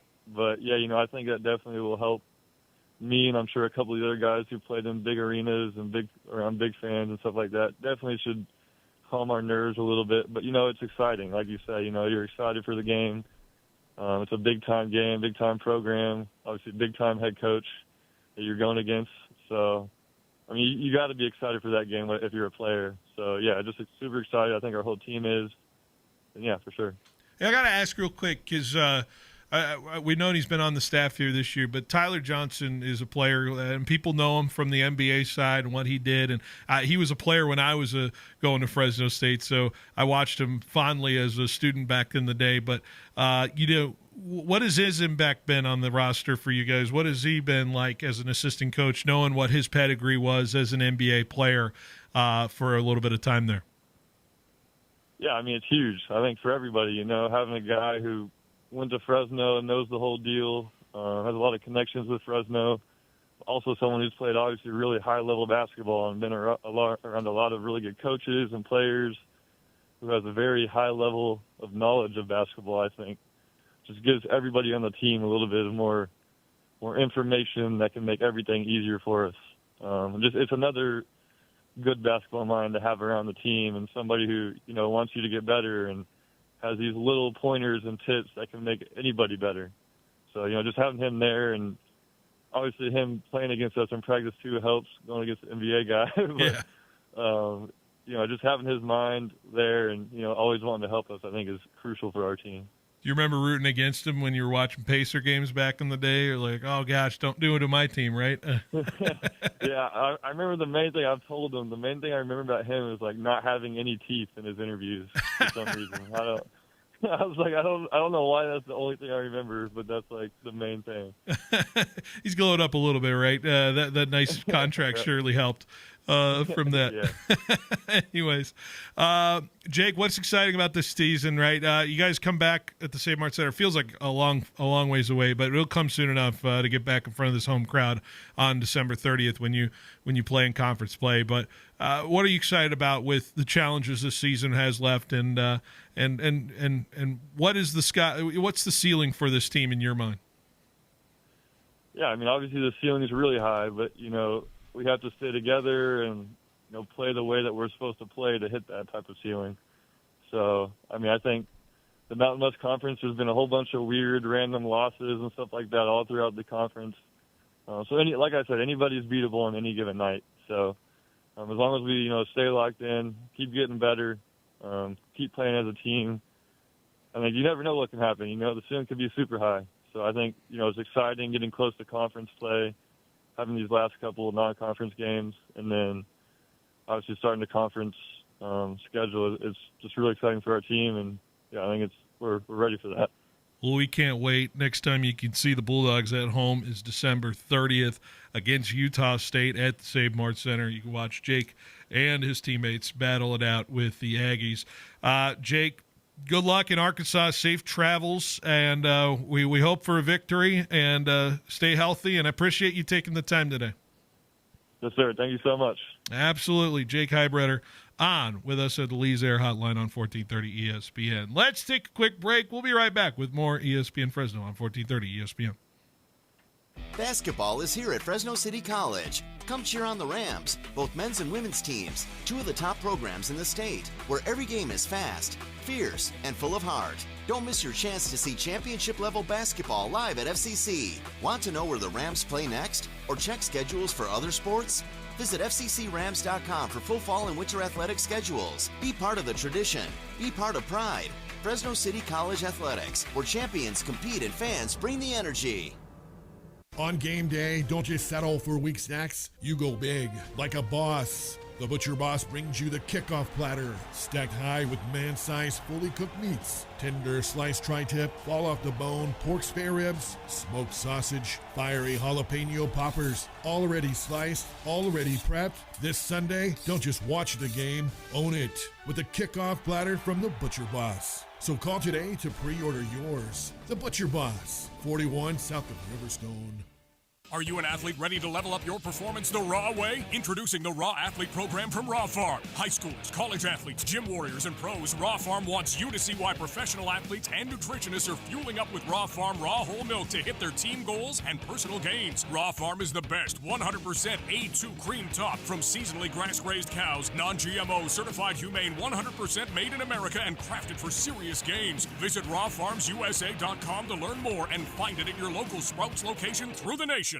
Citrus season is here, and once again, growers are choosing orange over blue because Kubota means less downtime, easier controls, and better value through the long harvest stretch. When you're racing weather, labor, and time, uptime matters, and Kubota delivers. So, turn to Pioneer Equipment, your authorized Kubota dealer, for the tractors and service they depend on. With Fresno and Reedley locations, Pioneer Equipment, your authorized Kubota dealer, is ready for you this season. Visit Pioneer Equipment, your authorized Kubota dealer, today. Online at PioneerEquipmentCA.com. Life gets messy, but your space doesn't have to. We are Rise and Shine Janitorial and Commercial Cleaning Services, where we clean because your time is important. From offices to schools to medical facilities, Rise and Shine handles it all with our trained staff and high-performance standards. Big jobs or small, Rise and Shine will never lock you into a contract. So let us take the stress off your plate. Contact Rise and Shine Janitorial and Commercial Cleaning Services. Call 559-649-5391 or visit riseshine559.com. We started like you, a small team with a big dream to serve the Valley. 20 years later, FFB Bank is still proudly backing businesses across California and beyond. We've learned a lot about what it takes to grow, and now we're using that experience to make things easier for you. With our Switch and Save offer, we'll cover up to 90 days of payment processing, provide no-cost equipment, and offer competitive rates so your business can keep more of what it earns. And behind it all is a local team that truly understands your goals and is ready to help you reach them. Make the switch. Save with FFB. Visit ffb.bank to get started. Member FDIC, Equal Opportunity Lender. Want to work somewhere fun, flexible, and rewarding? Me and Ed's is hiring. We're looking to expand our team with full and part-time positions at over 40 locations. Join our growing company as a delivery driver or valued team member today. For more information on job descriptions or to apply, go online at meandeds.com or visit your nearest location. Me and Ed's is hiring. Fill out an application.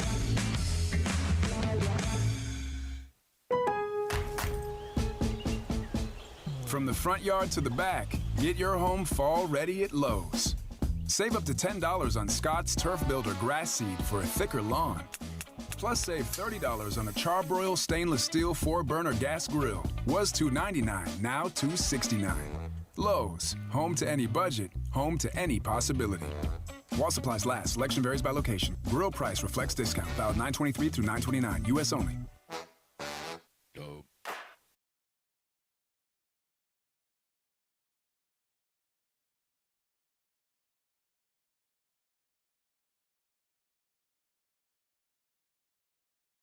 1830 ESPN Fresno, the Valley's local sports leader. We are here in this middle of the second hour, about halfway through our show.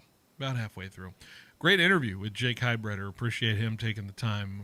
Fresno State men's basketball. If you missed that interview, you can listen to it after our show on demand on the 1430 ESPNFresno.com website or on the ESPN Fresno app.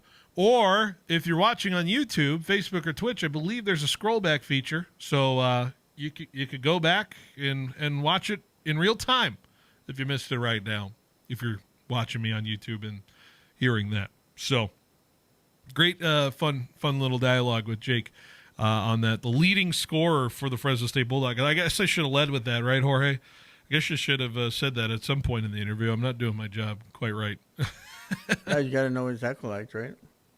20 points per game for him on this season. He likes to be a 50-40-90 guy. That's what he wants to be. He's got one of those right now. 51% from the field, 34% from the three-point range, 82%, if you round up, 83% from the free throw line in terms of it. I'm starting to grow interest in this basketball team for sure, as a lot of people I'm sure are. In terms of it, and I think there's a lot of people that have hope in this Mountain West potentially if Fresno State can find its way into a couple upsets here and there. And I think there's a real conversation to be had if Fresno State is no longer in that bottom tier of teams in the Mountain West. Is that a fair statement to say? And what I mean by that, if we're going to go there, in terms of it, is Fresno State out of the, what I would say is the San Jose State Air Force, basement? Is there a chance Fresno State can kind of live away from that and be more of a team that's in that middle bottom as opposed to the bottom? Is that fair to say, Jorge, with what we've seen? I feel like it's been plus from a year ago, and we knew last year was just an absolute disaster in the way it all played out. But do you feel confident in saying they are now no longer a basement team in the Mountain West? Yeah, I think they're definitely out of the basement. I think that they got a good team that's gonna do nice this year. They still got a lot of work to do, but I feel like, it took time. It takes time, and especially for a new coach that, has been out for a while. And yeah, he was coaching in high school, but it's a little bit different. Yeah, definitely caught him in a place where rules are changing, and it's not the same as it was when he was in college, or coaching college. So Yeah, it took a little bit, but right now it feels like it's on a good path going forward. What do you want out of Saturday? What do you want out of Saturday? As I am looking up at my screen, I have Arkansas playing a game right now against number 6 Louisville, and they're up 3 early, real early. It is 15 and a half minutes to go in the first half. So, I mean, we're talking 11-8 right now is your score. What do you want out of Fresno State against Arkansas on Saturday? I feel like competitiveness.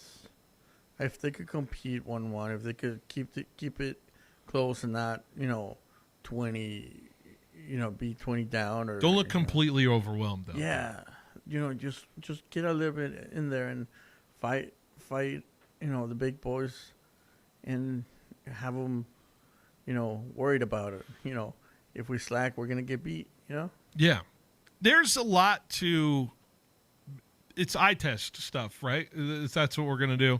We don't need to look at box score or anything like that to know what this team is capable of. And there are moments, you see in every game, I would say, that showcases that this team is capable of winning more games than I think some people expect, which was, I don't know what our expectation was. Our hope was to get to double digits at least. 10 wins would have been, I would say, the bare minimum of this team at the most. But from what I've seen and some guys progressing and being a little more of a plus player than I think we realized, there's certainly higher expectations. It almost is, it's not comparable to the football team. When we talk about our expectations of the football team, I think we all kind of came in 7-5, 8-4, felt good in terms of that.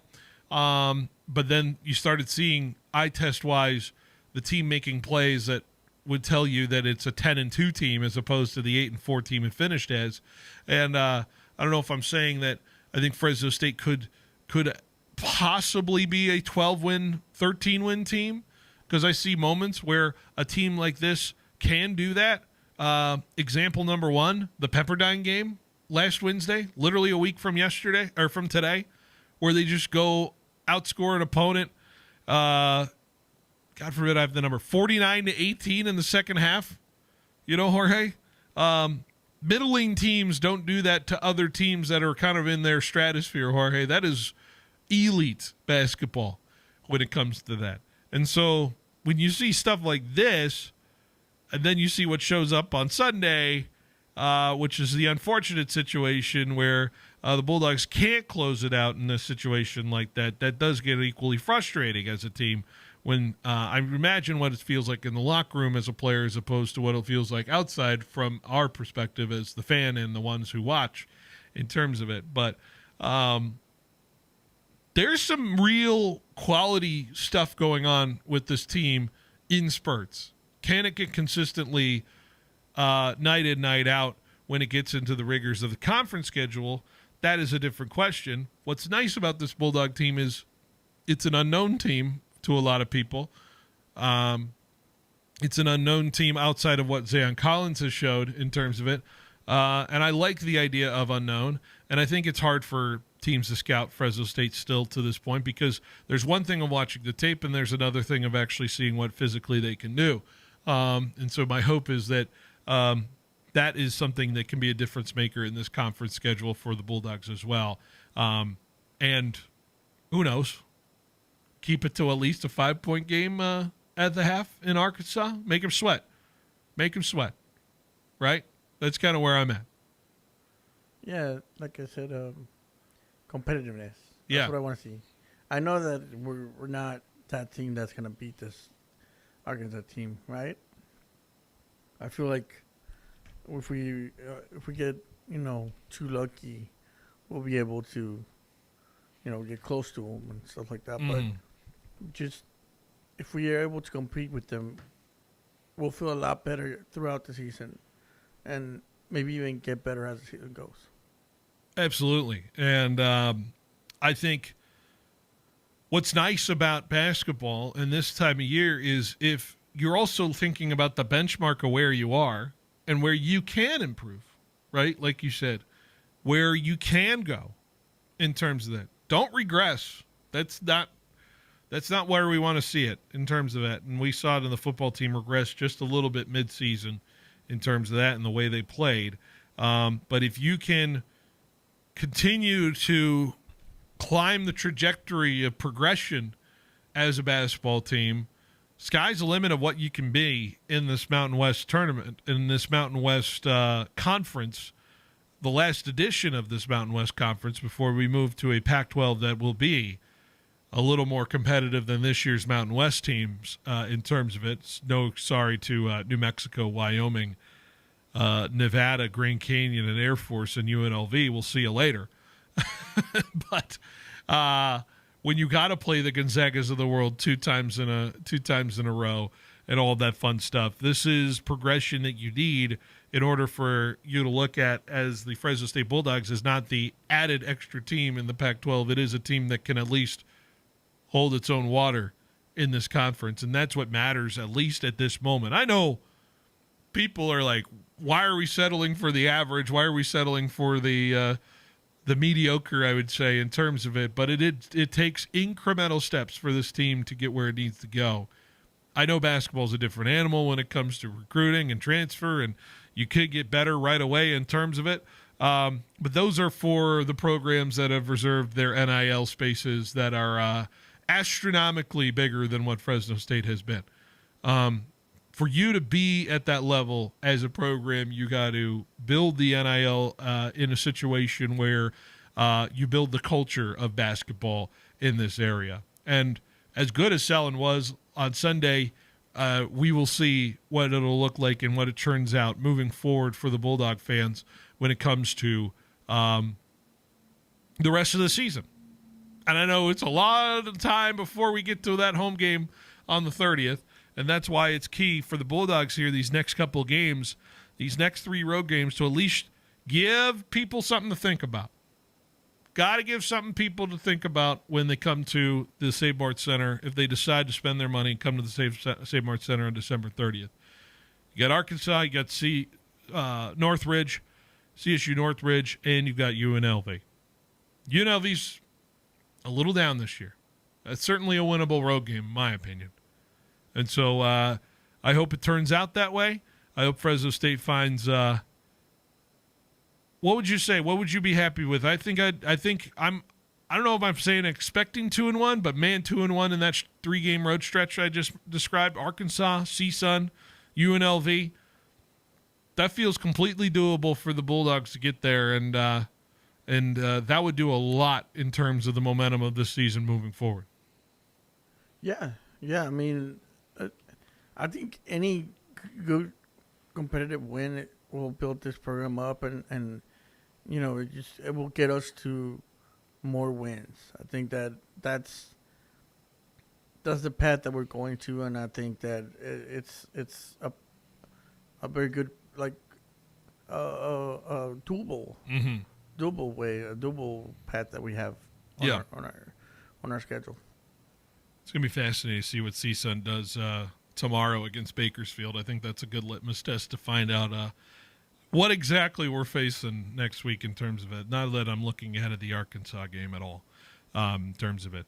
Arkansas game, by the way, is on the NCC Network Plus, which I think is just an ESPN exclusive streaming spot for the game. Just a heads up.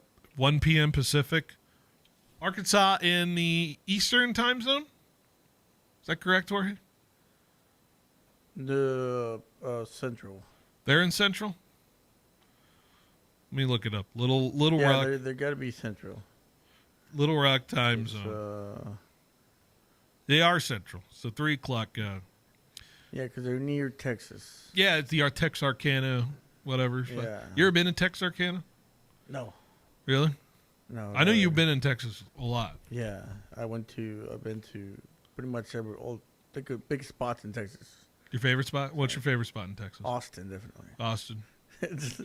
A lot of people say. What's your least favorite spot in Texas? The least favorite? Yeah. Oh. I would say Waco. I've heard Waco's bad. But it's not a bad place. Like, Baylor's there. And, is that where Baylor's at? Yeah, the university. Yeah. Baylor. Where's Texas Tech? That's Texas the one Tech, I've heard. That's north. That's Lubbock. Lubbock, Texas. I've heard bad things about Lubbock. I've never been there. Yeah. I heard that's more. It's just people a from dust bowl. Texas call it Oklahoma. It's basically Oklahoma. So yeah. Well, it's flat and it's just dirt. Yeah, oil and cows. And just wind. That's what it smells like cow. Yeah. Kind of sounds like us, though. A lot of southern. No, it's a lot more dry. Like yeah, a lot more I arid. went through it. I didn't. When he really stopped there, I didn't. But yeah. Yeah. All right. What else I read on my sheet here? Yeah. Also, if the Dogs have any chance of keeping this close, I think they need everybody healthy for sure. And talked about DJ Stickman. I alluded to it again, and I cannot express enough how important he's been to this team as a true freshman. I think it's remarkable what he does as a true freshman in what his physicality has been in and what he's been able to do despite what really works against you in this sport as a freshman, especially on this roster. Like I said, Vance said on my show, he was not expecting DJ Stickman to be a guy that would be an immediate impact person. He was ready to redshirt him this year. And then he came in and gave him a different reason not to. So it's always good to see that, like, right? You know, that they changed the coach's mind in something, you know, because that means that they're going out there and putting everything they have to, to be looked at. Well, I'm sure coach's mind has been changed on a few guys on this roster. Like, we didn't know Deshaun Gorey was going to be the guy he is. Now, is he cooled off just a little bit through the last few? Let me check his stats real quick. But he's been great. A freshman out of right here in this great state of California in terms of it. You know, defensively he provides a lot, but he's double digits his last 4 games, so he has not disappeared from the spotlight in terms of it. Zan Collins is getting a little more hot from the 3-point range. I didn't like how he started this year in terms of that, but now he's starting to pull up a few times, give defenses some things to think about. I wish he attacked the basket just a little bit more in terms of it. He is the team leader in free throws shot, but his free throw percentage still not quite there yet. For a guy who attacks the basket that much, he needs to be better at free throws. If he's only going to shoot, he's only shooting 66.7% right now from free throw range. So he's got to be a little bit better that way too. You know, and then the other side of things, you see Cameron Foss come in. He's 13 for 41 from 3, 31% right now. I think you'd imagine Coach said he probably needs to be a little bit of a clip higher there. It's just going to be interesting to see where it all kind of comes from this Bulldog roster, because there's a lot of pieces to like. Is it one that's competable in the Mountain West? We'll see. We'll see. The Mountain West has not grabbed the conference by the you-know-what and taken it. Utah State's the only team that I would say has really said, hey, what up? We're here. 7-0 right now on the roster. I think they're the only ranked, right? Or they're the only top 25, top 30 teams in the nation, I think. I don't know if they're ranked yet. But 7-0. And they beat VCU in a game. They've outside of that, there's not many really impressive wins. They just kind of beat some people. So we'll see where it comes from Utah State. But 7-0 right now. So, all right, Jorge, let's take a break. And I got a grievance to air next. Can't wait to get to it. It's about a movie I watched last night. So stay with us. We'll be right back on 1430 ESPN. Tune in every weekday to the Sportsline Bulldog Hour with Tony D, brought to you by Precision Civil Engineering. Be sure to listen at 2 p.m. to hear everything you need to know about Fresno State athletics. Don't miss out on the insight and conversations you need to stay up on the Bulldogs with insiders like Paul Leffler, Jackson Moore, and Ralph Wood. If it's 2 p.m., it's the Bulldog Hour with Tony D, each weekday on 1430 ESPN Fresno. Fall is here, and it's time to get moving at Valley Athletics. Phil Bonatti from Behind the Bench telling you about new programs coming up. Starting soon, you can sign up for monthly memberships for K through 8th graders working on volleyball, basketball, and strength and agility. It's as little as $15 per class. Speaking of sign-ups, the great facilities there are always available for rentals, including birthday parties. So take advantage of that today, especially as we get to those colder months. You can find all the sign-up information on their website, valleyathletics.co. Valley Athletics, developing the athlete in everyone. You'll find them at every big box hardware store. Are you sure we carry that? We've all met at least once, or tried to chase one down. Legally and by all appearances, they are employees. Customer assistance to hardware. But they are the unhelpfuls. Do any of you know where I can find one? Nope. Because sometimes the hardest thing to find at a big box store is help. So you should probably come to Fresno Ag Hardware. All the hardware you need and the help to find it. A what? Ever wonder where those large box stores get their green and orange racks? How about equipment or auto parts store shelving? Well, you guessed it. Fresno Rack made it right here in California. Since 1987, Fresno Rack and Shelving has been helping school districts, businesses, cities, and counties, basically any market anywhere, increase their warehouse storage with industrial racking and parts shelving that last a lifetime. Call, visit, or click FresnoRack.com today. Are you tired of waiting forever for your prescriptions? Grizzly Pharmacy is here to tame your healthcare needs. We fill most prescriptions in 15 minutes or less, always accepting new patients. And enjoy free delivery to your home or workplace in Fresno and Clovis. We accept all major insurance, including Medi-Cal, Blue Cross, and Optum Rx. For our Clovis location, please call 559-324-1808 or visit grizzlypharmacy.com for more information. Bulldog basketball is back and heating up the Save Mart Center. Don't miss any of the exciting action as both the men's and women's basketball teams take on the Mountain West this season. Make sure to bring the whole family to root for your hometown Bulldogs as they compete for that Mountain West championship Fresno would love to bring home. Tickets start as low as $5 for select games. Grab them at GoBulldogs.com today, and we'll see you at the biggest party in the Valley. Go Dogs! So winter's officially here, and the last thing you want is your house cold and your furnace sounding like it's auditioning for a beatboxing competition. That's why Lee's Air Plumbing and Heating is running their $99 furnace tune-up special. It's the perfect time, because nobody wants to see their breath inside the house. And let's be honest, layering 3 jackets indoors isn't festive, it's desperate. So get ahead of the cold. Schedule your $99 furnace tune-up today at leesair.com. That's leesair.com. Happy holidays from your locally owned and operated Lee's Air and Heating. CLN 635-355. From the front yard to the back, get your home fall ready at Lowe's. Save up to $10 on Scott's Turf Builder grass seed for a thicker lawn. Plus save $30 on a Charbroil stainless steel 4-burner gas grill. Was $299, now $269. Lowe's, home to any budget, home to any possibility. While supplies last, selection varies by location. Grill price reflects discount. Valid 9/23 through 9/29, U.S. only.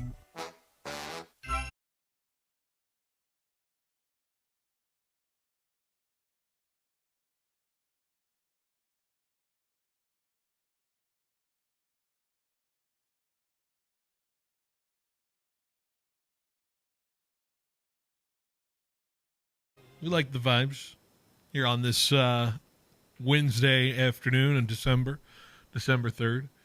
Just got to look out the window real quick. Yep, it's almost dark time. There we go. Boy, we needed Rudolph's nose on Friday. It's beginning. What did I just do? I just screwed this up. You put the radio there. Hold on. Talk while I do this. Well, it is that time of the year. All right, I fixed it. Great job. Great job, Phil. Thank you. I like to. I should just pull these up. This screen up. I want to see the night sky. In terms of, okay, you won't get any glare anyway. So I have a gripe. It's a sports show, but I need to go. I need to do movies real quick. I watch a lot of movies. I consider myself a film, not a connoisseur, but a fan of movies. I'm a very I go to the movies. I see the movies. Sometimes when somebody asks me to put on a movie, I put on a movie. I live with my brother, and we were watching a movie last night. His girlfriend got to choose the movie. And I can say this because she's not listening, and so I won't feel bad if I say anything bad. How do you know she's not listening? She definitely doesn't listen to my show. She's actually out cold sick right now. Hope you're feeling better. You're going to get a text real quick. Maybe. I'll test this theory. I don't think my brother has listened to this show at any second of his life at this point. Regardless, we put on a movie last night that I knew about, saw a good trailer for it, and thought, man, this might be interesting. And then it came on, and in the first minute, I knew we were in trouble. And the movie I'm talking about is called Flight Risk. Have you ever heard of Flight Risk? Came out this year. I did see it. I did see that it came out, and I believe it was Netflix movie, right? It's a HBO Max right now. Okay. No, it came out in theaters, and it stars Mark Wahlberg. Ever heard of him? Right, yeah. It stars Topher Grace and, from that 70s show, fame, Spider-Man 3 fame, if you want to go real sicko on that. And some lady I couldn't even pay attention. I don't even know who she was. Her acting was so bad. But I knew in the first minute we were in trouble because Jorge, Topher Grace opening scene is trying to cook ramen in this igloo motel or whatever, because that's what all motels are called in Alaska, right?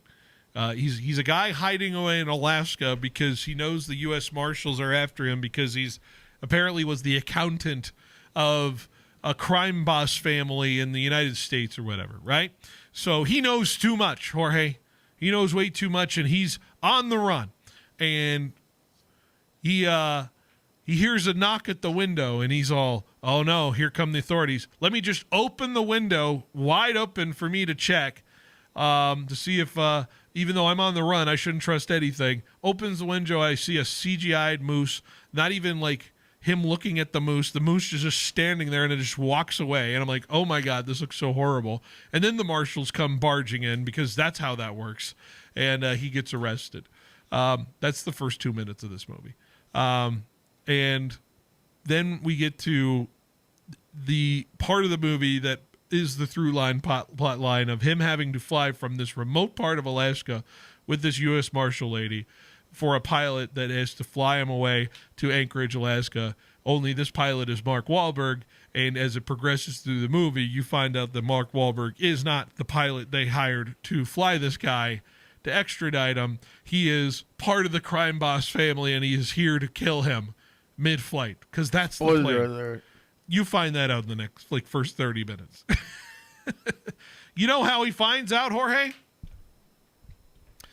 Because he pulls out a piece of paper, and on the piece of paper, like clip art, there's 3 pictures just going down. Just a picture of the U.S. Marshal at dinner for some reason, picture of Topher Grace's character, and below it, it's just a house. And Topher Grace immediately is like, oh my God, that's my mom's house. He knows where my mom lives for some reason. And why would Mark Wahlberg's character be carrying this piece of paper anywhere? Because he wanted to know where his mom lived. But why would he need to identify the people he was picking up in the plane? He knew what the plan was. Like, why is he having a picture? Why is he just holding a piece of paper? Right to people. But, why would he have the picture of the mom's house when he's clearly only flying the plane? He has nothing to do with the plan of being at the mom's house. And that was so that Topher Grace knew. So Topher Grace knew that his mom was in danger, and that drove the drama, right? That's exactly what you're getting at, Jorge. And then, of course, they knock out Wahlberg for a little bit. He's the only guy who knows how to fly the plane. The U.S. Marshal lady has to, fly this plane. That's Michelle Dockery. Michelle Dockery, okay. I don't know what else she's been in. I barely have any idea what she's. I don't know. She's been in a few things. She was rough. I'm telling you. Downton Abbey. I think that's where she's known from. Okay, I don't. As you know, me. I'm not a big. Don't look like the big Downton Abbey guy. Outside of that, though, she's in perilous danger, Jorge. They get in a fight with Wahlberg, and the plane starts nosediving into the mountain. They're clearly only about like 1,000 feet above these mountains. And then for about 10 seconds, it nosedives. And then somehow she still has the ability to pull up on the controls and settle the plane in, even though it's nosediving for about 10 seconds and it's like only 1,000 feet above these mountain ranges. Somehow. Movie logic. Right? But here's the kicker, Jorge. This movie doesn't have enough juice in it, clearly. It's the action, it's not enough. We got to introduce a love element. And how can you do that with 3 people in a plane? Well, let's get. And it can't be Mark Wahlberg because he's evil. No, he's obviously. evil, and you can't be Topher Grace because that's weird. So what do, Jorge? They have this guy in a very thick Indian accent trying to talk her through walking through how the plane needs to operate, and he's just hitting on her during this whole process, and she's like, "Yeah." Who did she call? Like, why does her U.S. Marshal people? Like, but why does he have to have an Indian accent? Yeah, I don't know. He's like a pilot guy in Anchorage that's going to meet her at the end, and she's going to like go on a date with him after the movie. This is all real dialogue. I am not making up anything. This is all real stuff in this movie. Oh, and by the way, they crashed through a mountain. Apparently, the plane survives crashing through a snowbank in a mountain. This is a great movie. I gotta watch it now. I'm not spoiling the ending. It is just. I have to watch it. I have to. I'll get tell some you. Popcorn. The best thing about this movie, it's 90 minutes. I'm gonna do my laundry on my new washer. And at the very end, Jorge, it all came together for me in one scintillating moment where it all made sense to me. You know, I wanted to watch something because. Well, go ahead. Because the first thing I see out of the credits, directed by Mel Gibson, and it all made sense. Yeah. We have no more time left in this segment, so let's go to the third hour. We'll be right back on 1430. Back the Birds, Fresno. Fresno Pacific Sunbirds basketball is home this week at the Special Event Center. Thursday versus Biola is Breast Cancer Awareness Night, with the first 25 fans to each game receiving a special pink Sunbirds t-shirt courtesy of Pierpont Promotional Group. Women at 5, men at 7:15. Then Saturday versus Point Loma is Stuff the SEC Day. Bring a new stuffed animal to toss at halftime, all going to Valley Children's Hospital. Women at 2, men at 4:15. $10 for adults, 17 and under free. Visit fpusunbirds.com for information. For over 60 years, we at DeBudo Defendus Insurance, a multi-generational and family-owned company, have proudly provided high-quality risk management and insurance solutions to local businesses. We stand on a tradition of solving insurance pain points in a wide range of industries like agriculture, construction, hospitality, transportation, and many others. A partnership and personal touch is what you can expect from us at DeBudo Defendus Insurance. Visit DIBU.com and get the business insurance you need today. License number 0E02096. This time of year seems to bring out the best in all of us. We all remember to be a little kinder, a bit more joyful, and a lot more appreciative. At Thiessen Duker Modern Wealth Management, we're no different. We'd like to put the busy day on pause for a moment and share with you 2 very important words. Thank you.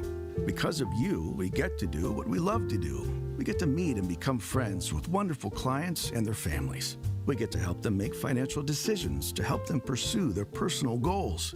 And we get to invest in our community to make a positive impact right here where we live. Because of you, we get to live out our mission to make every life we touch better. So we're not asking you to call now, and there are no operators standing by. There are just 2 words we'd like you to hear. From all of us at Thiessen Duker, thank you. The advisors of Thiessen Duker Modern Wealth Management are registered representatives with and securities offered through LPL Financial, member FINRA SIPC. Bulldog fans, Marcus McMarron here.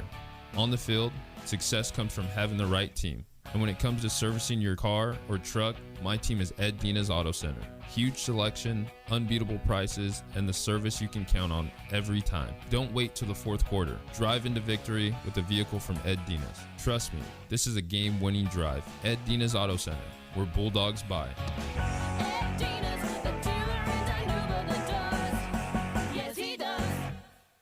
The sound of bees means lots of blooms, and lots of blooms means a profitable crop year. But those delicate blooms can easily be destroyed by adverse weather conditions, which in turn can be devastating to your crop investment. Now is the time to secure multi-peril crop insurance, which covers your almond crop during bloom. Bowman & Associates, your local crop insurance specialist, has been writing crop insurance for almost 40 years. Bowman & Associates is one of the largest crop insurance agencies in the state and nation. Call Roger Kent or Quinn Bowman today and ask about their multi-peril crop insurance for almonds. Bowman & Associates can design a policy with protection based on your own production experience. Ask about the new Price Option Plus, which increases the insurance price per pound to make it closer to the market price of almonds. Deadline for multi-peril coverage is December 31st. Call Bowman & Associates at 499-2020.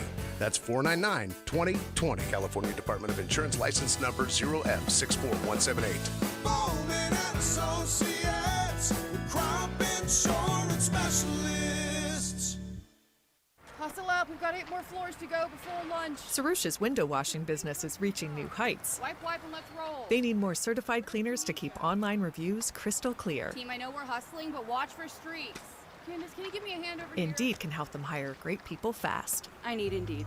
Indeed you do. Our hiring platform instantly connects you with quality candidates whose resumes on Indeed match your job description. Visit Indeed.com/credit and get $75 towards your first sponsored job. Terms and conditions apply. Your home for high school sports. 1430 ESPN, the Valley's local sports leader. KFIG Fresno. I'm Christine Lisi. The Nuggets among the best teams on the road so far this NBA season, going for their 8th straight road win in tonight's visit to Indiana. In the second quarter, Nuggets up 57-45 on the Pacers. Jamal Murray's got 12 points. Spurs leading the Magic 47-40 in the second quarter. Also in the second quarter, Trailblazers up 55-48 on the Cavaliers. Nets leading the Hornets 18-10 first quarter. Knicks leading the Hornets 18-10 first quarter. Karl Anthony Towns 10 points and 6 boards.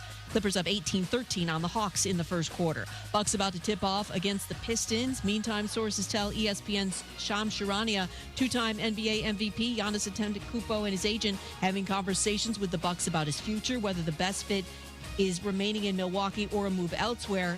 Milwaukee's dropped 8 of its last 9, 11th in the East. It'll be tough to make a deal for the Bucks to improve their roster, says ESPN's Chiney Ogwumike. And I'm not surprised because they've exhausted all options, in my opinion. They not only emptied the cabinet, they emptied the kitchen, and on top of it, for their future, they mortgaged their house. So what else is left for them to sort of move, whether it is with assets or just on the team, to maintain this expectation and vision that they collaborated on to win a championship? Lakers won't have Luka Doncic tomorrow night in Toronto. He's out against the Raptors for personal reasons. In the NHL, Travis Konechny, Trevor Zegras, Bobby McMahon have all scored within a span of 1 minute. Flyers leading the Sabres 3-1 in the first period. Stars and Devils are scoreless in the first. No score for the Jets and Canadiens in the first period. Hey, it's Evan Cohen. Coming up Thursday, we'll get you ready for Thursday Night Football. Cowboys have won 3 in a row, but will the Lions be able to end their playoff hopes? It's on Sportsmanlike, 6 a.m. Eastern, right here on ESPN Radio, ESPN2, and ESPNU.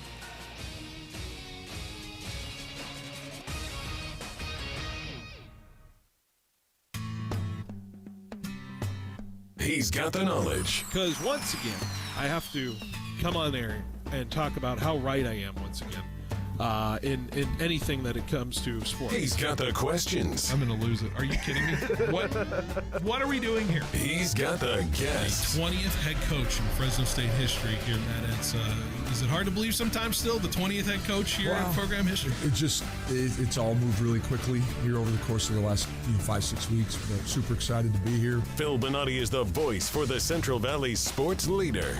Behind the Bench starts now. Brought to you by Helena Agri. That's right. Hour number 3 here on 1430 ESPN Fresno. Behind the Bench here on the Central Valley Sports Leader. Wrapping up our show here with one more hour before we send it off to the Sunburst Sports Show over on 790 for you. So be sure to stay tuned for that. Paul Metters will be coming in with his guests. Jorge, sometimes you know, sometimes you don't know. Is it mystery guests today? Do we know who's coming in? Mystery guest. Mystery guest. We like mystery guests. Yeah. Yeah, I don't know because usually it's a team, but not really sure who's playing right now. Well, We'll find out in an hour with Paul Metters. Should be good. Should be good. Should be fun. All right, Jorge, let's do a 5 at 5. We haven't done one in a bit. Did you? Are you going to wing it here? Because I don't know if I necessarily told you what we were going to do here for the 5 at 5. You're looking at the sheet now. Yeah, no, I looked at it before. So you got a list? Yeah, I got in my head. In your head.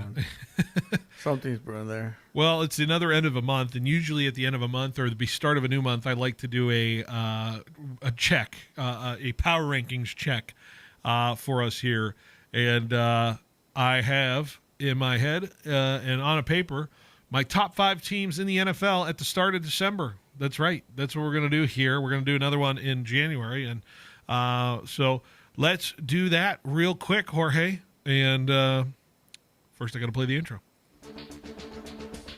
It's time now for Phil's 5 at 5. Pretty straightforward, pretty standard in terms of it. Could get a little controversial here, Jorge. My criteria certainly is different than others in terms of it. Did you have a tough time doing this top 5? Are you having a tough time doing this top 5 in your mind? Not a tough time, but definitely there's teams that are like at the same level that I feel that I need to pick one or the other. Certainly. And so that's probably the worst part about it. Okay. Well, why don't we begin with number 5? I got the Denver Broncos here. This is an interesting one, right? Because Denver sitting at 10-2, one of the best defenses in the National Football League. And yet it's a quarterback I cannot trust in big moments, except yet it's oxymoronic because I keep seeing him find ways to win in some crazy fashions as opposed to, him losing some games for the Denver Broncos. And really, if all things considered, outside of a crazy ending in Indianapolis, this Broncos team should be theoretically undefeated. It's kind of frustrating how it's been, but let's be honest with you. I said this, I don't know if I said this on the show yet, Jorge, and let me know if you agree with it. They feel like last year's Kansas City Chiefs. Like the way they win games, the way they win close games, one-score games, crazy endings, not blowing out teams, but somehow just finding a way to win, and the record is indicative of maybe not exactly how well they've been playing this year, but they play well in the tight situations, and so it's hard to acknowledge them not being in the top 5 here, at least for me. But Denver is a very confusing, frustrating team to assess, so I'm just going to put them here at 5 and just say that the record is what the record is. Yeah, Denver looks, they struggle to beat the Commanders, and they beat them in overtime. And then they go out and beat other teams right away. Like I don't know. They are definitely a weird team, but do you like the comp of last year's Chiefs for the Denver Broncos? Because they feel very Chiefsy to me. Yeah, a little bit. I mean, they have a good coach. They have a quarterback, that's coming up. I don't necessarily think they're exactly the same, but there are some similarities there that you could see. Yeah, definitely. Okay. That's why I got a number 5. Who do you got at number 5, Jorge? The Chicago Bears. Okay. All right. And give the case. Basically, because they're 9-3. Are they kind of doing the same thing for you as the Broncos are doing for me? Kind of. They're this big enigma because the way they play and the way they win is really weird. So it is kind of like the Broncos. And you would think, like, this team is not that good. They don't have the players aren't that great, but they keep winning. What the Bears do, though, is defensively they turn you over. And so anytime you turn teams over, you get more opportunities to at least not screw it up as much. So, and the Bears are afforded these opportunities when they do screw up to come back into football games because they make teams screw up too. So the margin of error for the Bears is a lot wider simply because their defense allows them to play a little more laden football in terms kind of like Kansas City was last year. Yeah, exactly. Just frustratingly so. All right, good pick at 5. For me, as we play the imaging. Number 4. This one might shock you. This one might surprise you. This one might actually make you mad at me. Green Bay.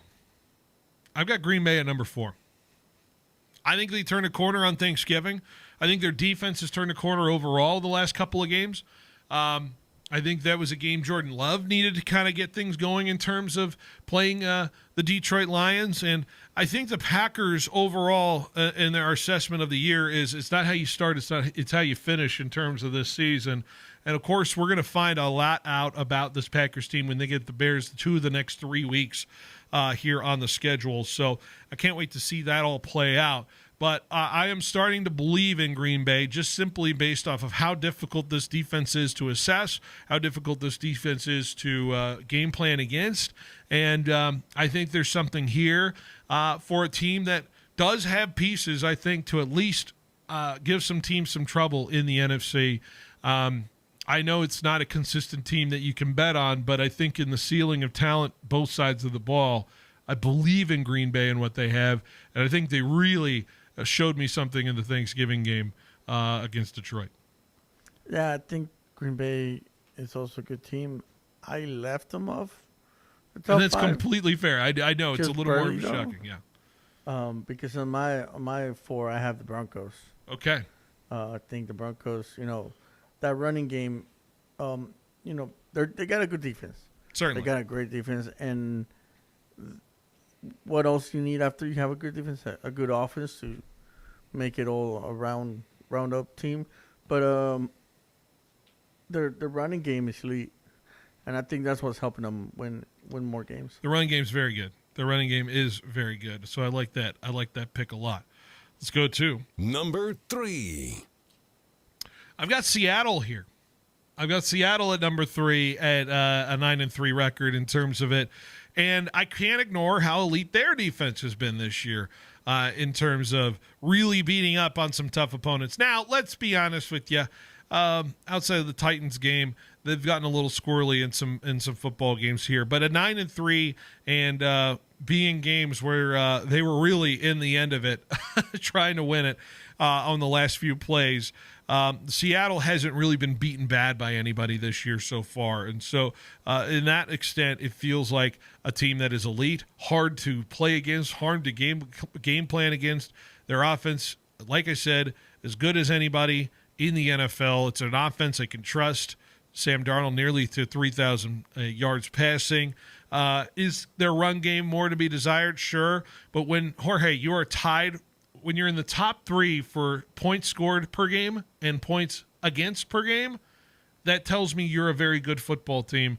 And I know Seattle is on the outside looking in right now in terms of the division lead, but don't ignore the 9-3 record and what they've been, which has been a phenomenal football team through this year. I know you hate it, but I got to put Seattle here at 3. No, I get it. But I have as number 3. I have the LA Rams. Okay. LA Rams, and mainly because I feel like they fell off a little bit. Sure. I feel like they were top 1 and 2, and then this last game, I don't know. It showed that they were. I don't know if they weren't ready or they were just. This is what happens when the Rams make mistakes, right? It's what happens. It's amplified. They were so perfect at protecting the football, Jorge. Like, you think about it, they were so good at protecting the football that when you now see them turn the ball over, they get into trouble with themselves defensively and offensively, and they lose football games. They probably have the best team in the NFL right now. Well, think about the 3 games they lost. All of them with turnovers in their situations, with the Eagles game, with the Niners game, and then with Carolina last week. Yeah, you can't turn the ball over. No matter how good you are, you cannot turn the ball over.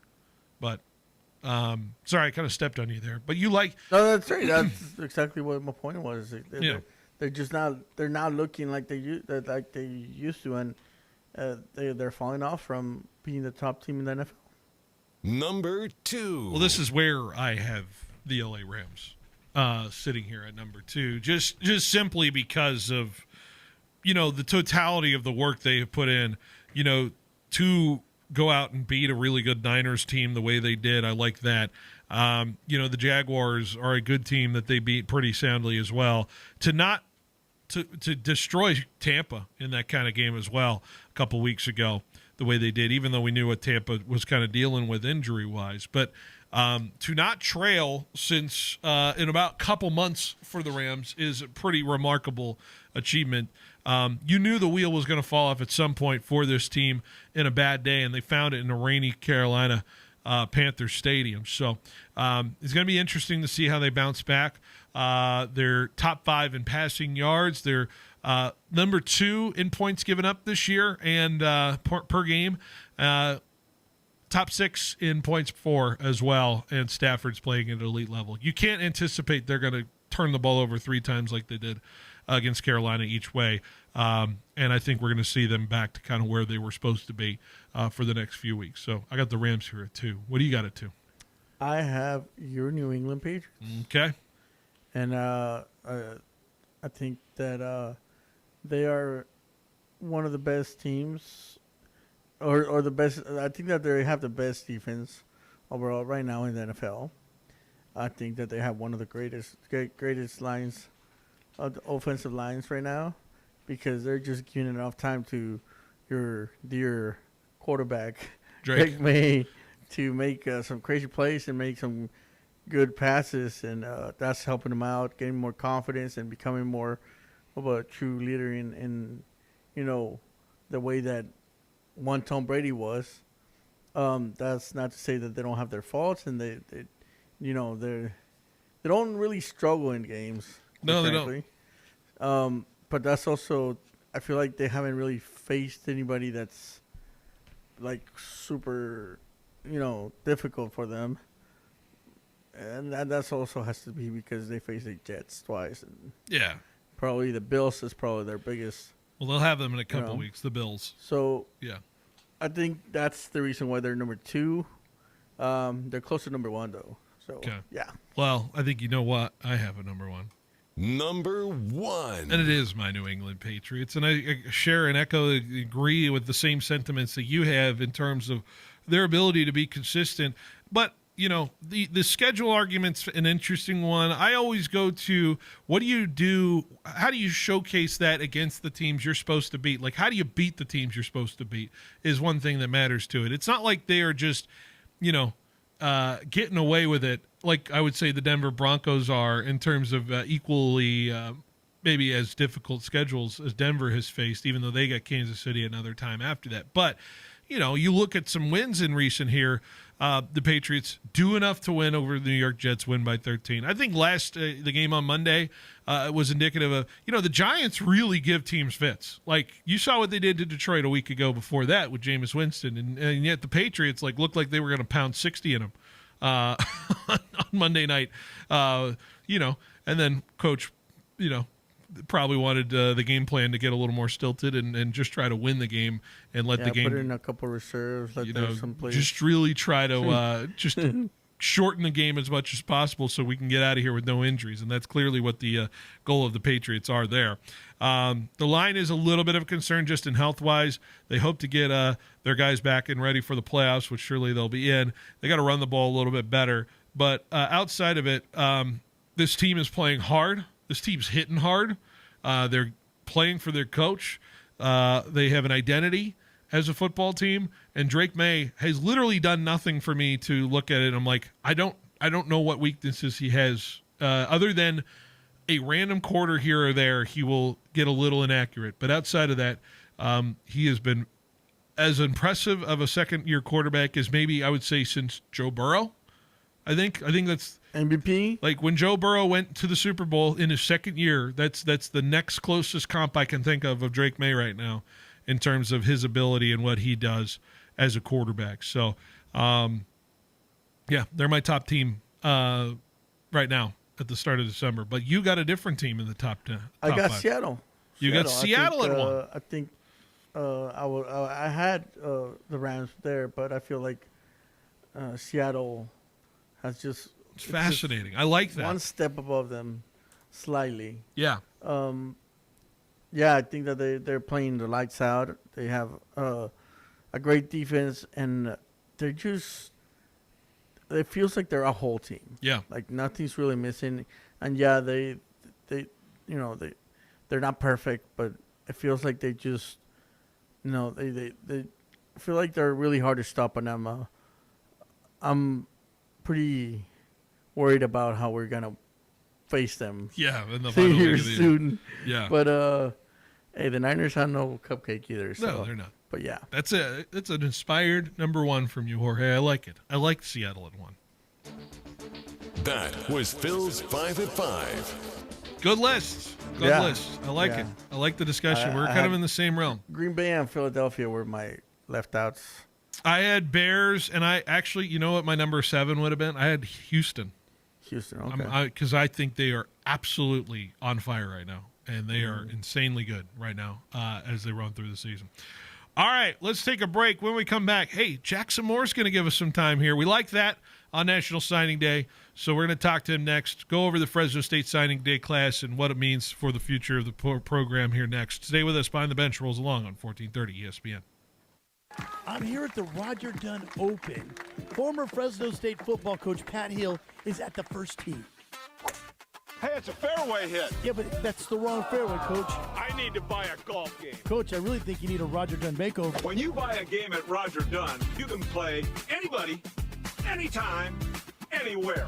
This is the old coach, Pat Hill. I bought this 7-iron at Roger Dunn Golf. Number 8 at Tehama, 162 yards out. Eagle, baby!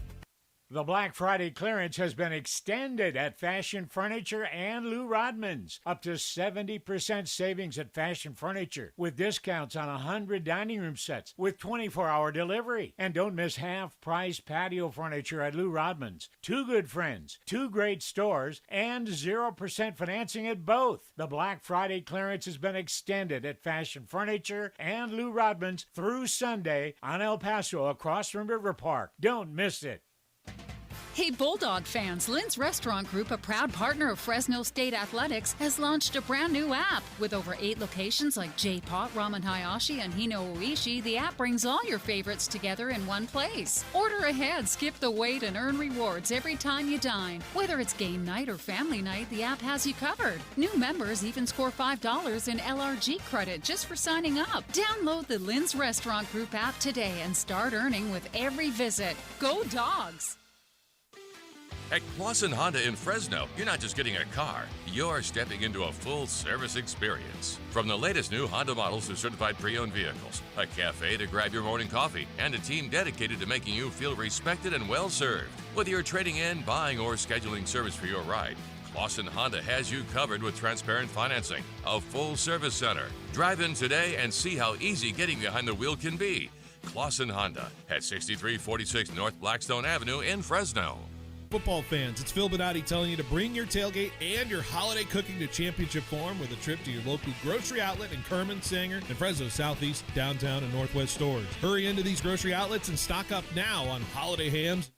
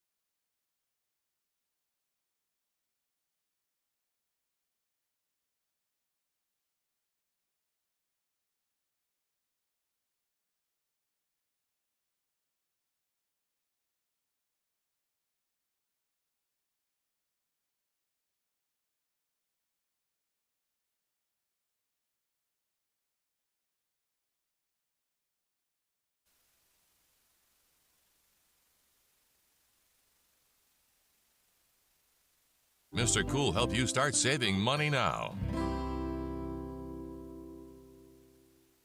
Attention cannabis lovers, your favorite dispensary, Valley Pure, now has an app. Stay connected with exclusive deals, special promotions, and the best products. All at your fingertips. Don't wait. Download the Valley Pure app today on the Apple Store or Google Play. Claim your rewards when you earn them and start saving by downloading and turning on notifications today. Be sure to visit one of 5 Valley Pure locations around the Central Valley. And don't miss out on the best offers. Valley Pure, where quality meets convenience.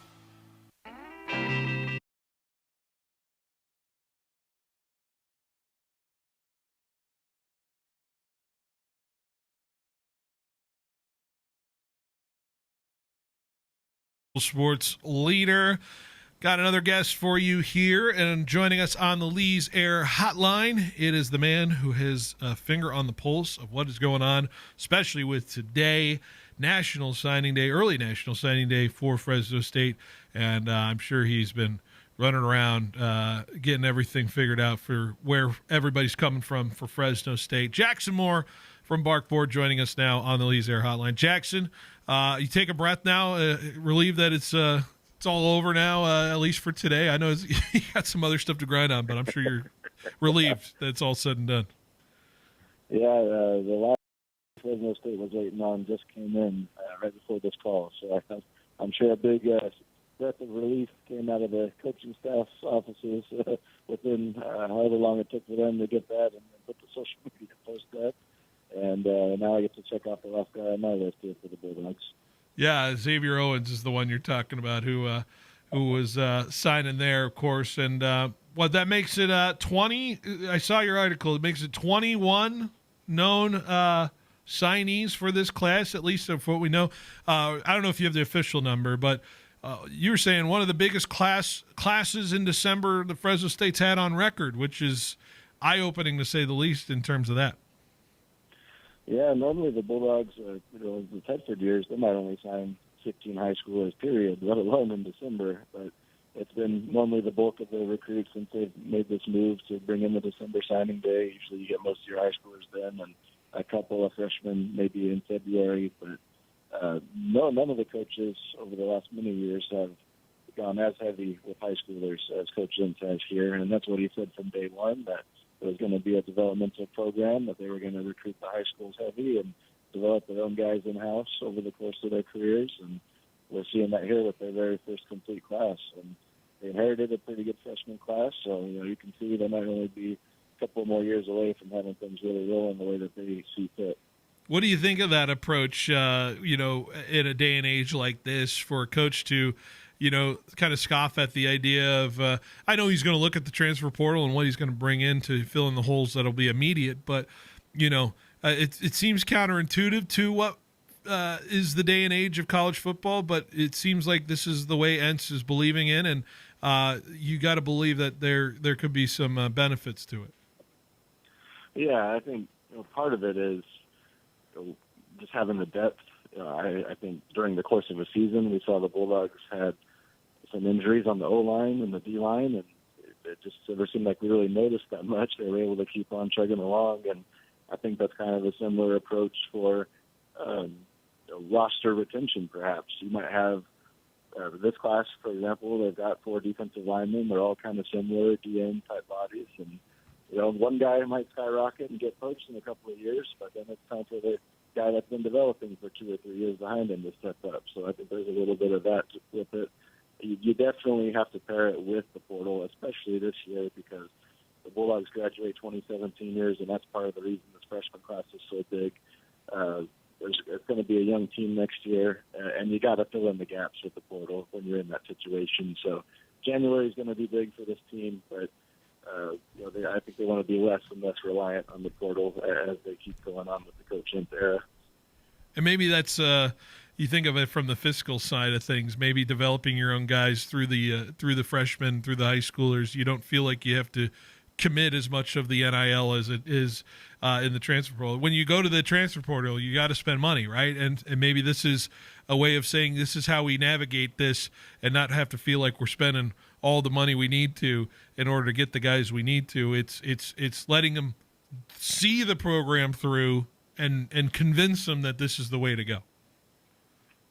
Yeah, I think they're getting that message across, and I think they're especially getting the message across because last year they had one recruit that was willing to enroll early, Braden Walton, who started, obviously, at left tackle, and was the perfect example of what this staff can do with given the opportunity.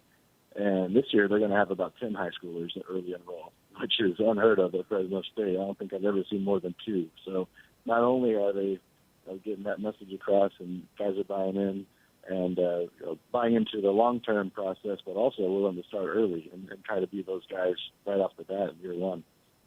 Well, let's break it down with the class, right, with what's coming in. Of course, the headliners, everybody knows about Deegan Rose and the quarterback position. It's not the only quarterback they do sign, though. They get Jacob Chambers to come in as well, flipping from Sacramento. A couple flips, for Coach Entz, which is, I don't know the machinations of it, and now that we officially have it with it, the process of potentially flipping more than anybody, but that seems to be a harder task than others. But to get 2 quarterbacks that way at that level to come to Fresno State, when you look at the totality of it now that it's official, what stands out from how they got these 2 quarterbacks?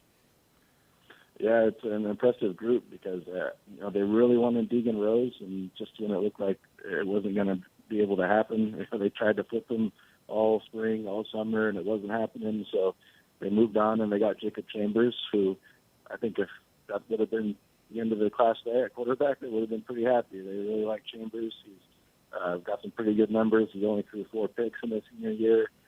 Not as high volume of a passer as Rose, but has a little more mobility and running ability to him. But then they kept pushing for it again. They didn't let it go. As soon as they saw another sliver of hope, they really tried to wedge themselves back in there, and especially with Oregon State, as bad as things went. And probably a good thing for Deegan that he made the move as early as he did, because it only got worse from there after he decommitted.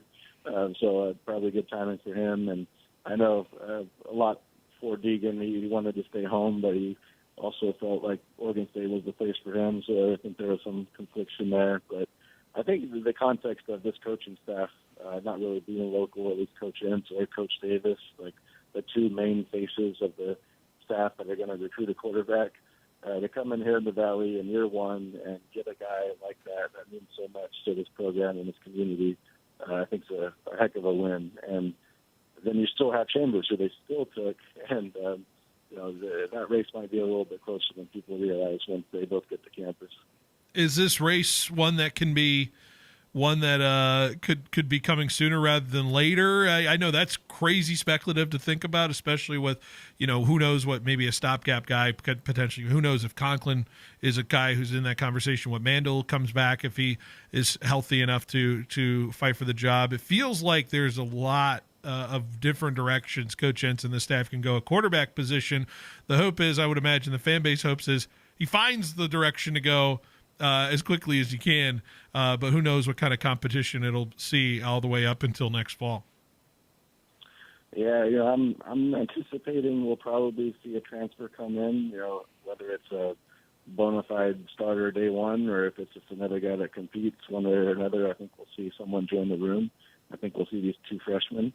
And then who knows how many of the other 4 returning quarterbacks will still be in the program when it comes even to the spring. So, there could be a lot of reps for them to be had right off the bat in the spring if there's a lot of attrition. I think it's a little too early to tell, but between Warner winning the job back, I think there's probably going to be some pressure to find someone that's not Conklin to start next year. And, that probably doesn't mean a true freshman, but they won't also be too many steps away from having to step in either. Let's switch gears here and let's go to the top-rated recruit that's coming in, who you just said literally just signed not a few minutes ago before we came on air. Xavier Owens is a name we've been seeing on the at least in the hard commit, and he comes from New Orleans, Louisiana. You have him at 88 rating by 24/7 Sports there, 3-star recruit. What makes him a dynamic receiver from what you've heard? He was rated even higher at one point his underclassmen years, he was really blowing up and had a really high projection and just has a ridiculous list of offers. In Georgia and those types of schools are all over the place on his offer sheet. And, probably schools that weren't battling for him at the time when Fresno State got his commitment, but still a very high-level player and a big win for Fresno State. Some of Delvon Hardaway's connections in Southern California helped pave the way for that. And just a really solid all-around kind of 6'2" outside receiver. And so you get a guy that talented, and you also have Harold Duvall, a former four-star, presumably coming back for his sophomore year. You got two really promising young receivers there that could be ready to step into Josiah Freeman. You have Bunchy Young too, who is a famous for other things outside of it, in a good way. Featured in Super Bowl 6 years ago. He's an 83 rating as well. It's not just he's got the star power to him. He's been on the spotlight, so maybe that's a good thing coming in with all the attention to him. But what makes him a dynamic receiver too? Yeah, I think what he really fits in well is that it was kind of a tough thing for the staff this year because the plan for this offense is to not necessarily have too many guys that are just slot receivers. They want players that can bounce outside and inside so that maybe your best 2 or 3 receivers are on the field as much as possible. And it goes just a little too much to install for so many guys, especially a lot of newcomers at receiver. So Bunchy at 6 foot kind of is the blueprint for what they want. The guy that you can play outside sometimes, you can play in the slot, you can make plays after the catch, or he's big enough still to go grab passes in possession situations. So then you pair that with a guy that's going to be purely outside with Xavier Owens. Those are kind of the prototypes they were looking for. Certainly. Going to the tight end position, I'm just going to kind of go through your list here. Bryce McDaniel is a name he just signed. I don't know if Zane Gerbo is confirmed yet or not from that perspective, but as we get the tight end position to utilize a little bit more at Fresno State, I'm sure they're looking at a more offensively minded utilization of the tight end position. What makes McDaniel a guy who stands out? Yeah, there's between McDaniel and Dallas Gaius-Anegu, especially the two of them. Dallas, my bad. And McDaniel is kind of a thin tight end right now. He's going to get into campus early, and we'll see if maybe he bulks up some. Yeah. But he could play receiver, and he'd do it well. It's just a matter of him being 6'3" or 6'4" and being more of your tight end and seeing how he grows there. Dallas a little more of a dual threat blocker and receiving weapon. So they got one of each, and there's a lot of Zane Gerbo. There's some more preferred walk-ons that there might be 5 or 6 freshman tight ends on this team. Wow. When the fall comes and they all show up. So they found a lot of tight ends athletes they like, and it's going to be interesting to see how they all mesh together. Some of them, might grow into offensive tackle. Some of them might move to defense on the D-line, but they got a whole lot of options, and I think that shows just obviously how much they think about this position in this offense. Going to the O-line, I'm looking at a picture of Alex Rivera. He gives me he looks like Spomer. Like just on the vibe, just on the face look, just alone. I'm not putting that much pressure on him though. But him and Efren Sialoa, what did they address there with those guys? They look like pretty decent prospects. Yeah, both of them are interior offensive linemen, so not a freshman tackle in this class yet. But when you've got such a talented freshman already on your roster, you got a little leeway there, some time to hopefully replace them if you can keep Walton around. Rivera was the very first commit in the class, so awesome to see him stay the course for about 10 months and sign on the dotted line. You always wonder about the kids that sign or that commit that early, if they're going to stick to it, especially from New Mexico, kind of a place Fresno State doesn't recruit too much. So, he's, the leader of that position unit right now, and going to be a big interior lineman. He's 6'4" and probably not quite tackle size, and probably like Jacob Spomer, who did play tackle, but probably shouldn't have based off of his measurements. And kind of a similar athlete, as you mentioned. And then Efren Sialoa, he's going to be a pure interior guy, a little bit on the shorter end, 6'1" or so, but has more of that prototypical guard size. So they helped replenish the interior line, but a little bit of work to do on the tackle position. There we go. Going to the defense side now, and they got 4 D linemen, but I'm seeing Jake Plummer, which is not the Jake Plummer you think of when you're thinking of Cardinals fame, Broncos fame, but this guy is going to be terrorizing quarterbacks as opposed to the other guy who was a quarterback. He leads this D-line class, and you were leading up to the top. What stands out? This is exactly kind of the retool that the Bulldogs probably are looking for. They're going to lose some guys. So, they do have Lafitte potentially back. They have Jax, who I think is just a junior. So there's a couple of those D-line guys, but they certainly needed a retool there with all the graduation. So what stands out about the 4 guys coming in there? Yeah, Plummer is the prize there. He's got an 87 rating by 24/7 Sports, and 6'5", like 220, really long, just a really impressive athlete. And it's odd that Bulldogs go all the way to St. Louis, Missouri, and find this guy, and it's also odd that he doesn't have many other offers that are maybe comparable to Fresno State. He just looks like a Power 4 commit, and he didn't have any of those offers. So I think it's a real good deal for Fresno State. I know he was, the recruiting services always catch flack. People say commit to Fresno State or whatever, your rating's going to go down. But he was relatively unknown as far as recruiting rankings go, and he committed to Fresno State, and his rating went way up. It's one of the highest in the Bulldogs class. So our scouts loved him. Fresno State loved him. I don't know what some of those power conference schools didn't see, but they're sleeping with Fresno State's win here. They added a couple more edge bodies as well. Cooper Willoughby from Utah, Brendan Huddleston, another St. Louis recruit, same position. With Tim from Northern Illinois, where this defensive coaching staff obviously has a lot of connections. And then Solomon Baker is really the only one out of the group that probably factors in on the interior anytime soon. 250 plus, athletic. He can play edge. He can play tackle. Is probably like your Jason Jax type of a player. So, an intriguing one there within the context of a bunch of edge rushers around him. Yeah, it's a good group. It's a great group. Moving, it's good to see the local guys stick, and they got a linebacker in Zephaniah Sese out of Redwood High. He's an 86 rating. They got another one in Jaden Sutko. It's what about they had to keep some local guys for sure, not just Rose. It's nice to see Sese staying around town. What stands out about him? Yeah, Sese is a huge addition. He's just he plays with a violence that, you just don't see all that often anymore. It feels like he's still willing to make those big hits.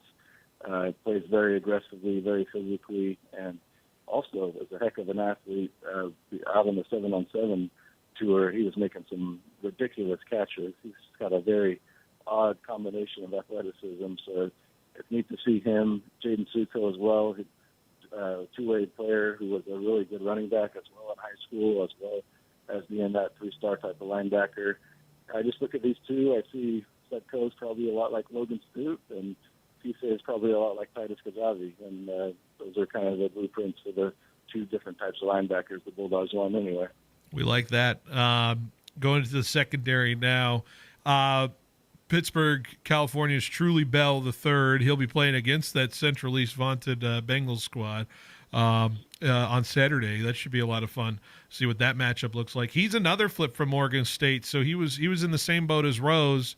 And I would assume it kind of with the situation that turned, he's now looking to the Bulldogs to be on this roster. Of course, you had Franklin Lockhart, who's Tulare Union, local kid as well. Isaiah Lucero as well in this class. But tell me a little bit about the secondary group, starting with Bell. Yeah, Bell's probably the only true cornerback in the group. So a big need that the Bulldogs addressed right there at the end of this cycle is one of the more recent commits. 6'2" as well, so you get that size and that length as well as being a solid cover corner. That's always promising. You got a bunch of other athletes that can play safety, they can play nickel. Isaiah Lucero, a flip from San Diego State, the guy that could play corner, safety, so curious to see where he ends up. That was a pretty big get for the Bulldogs, and his twin brother Robert Lucero's coming with him. Yeah. Who was even taller at 6'4". So the two of them are going to be fun to watch at Fresno State. I think Franklin Lockhart is one of my favorite stories in this class because I think the staff probably had a similar experience as I did, where going to these camps and looking for players and such.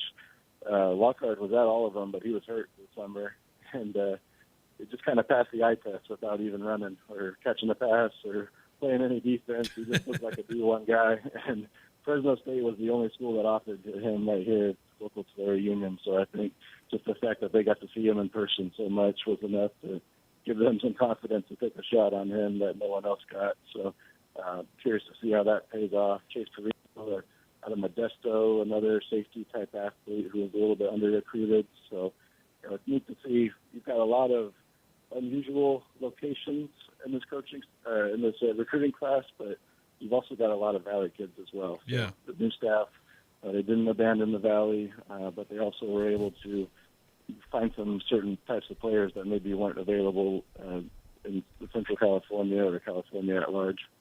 And they get a long snapper, because we know how important long snappers are from the Oregon State game. Ethan Rossetti, we want to give him his love, too, out of Fresno City College. He's coming to the roster, too. Nice to shore up the long snapping position, right, Jackson? Absolutely. Wesley Brown's been essentially perfect for the Bulldogs the last two seasons. So, if you don't have an adequate replacement there, all of a sudden people are going to notice that position the way that they haven't needed to. Well, I know they have to address the kicking position. They didn't get a recruit in this cycle, but I don't know if there's another guy on the roster.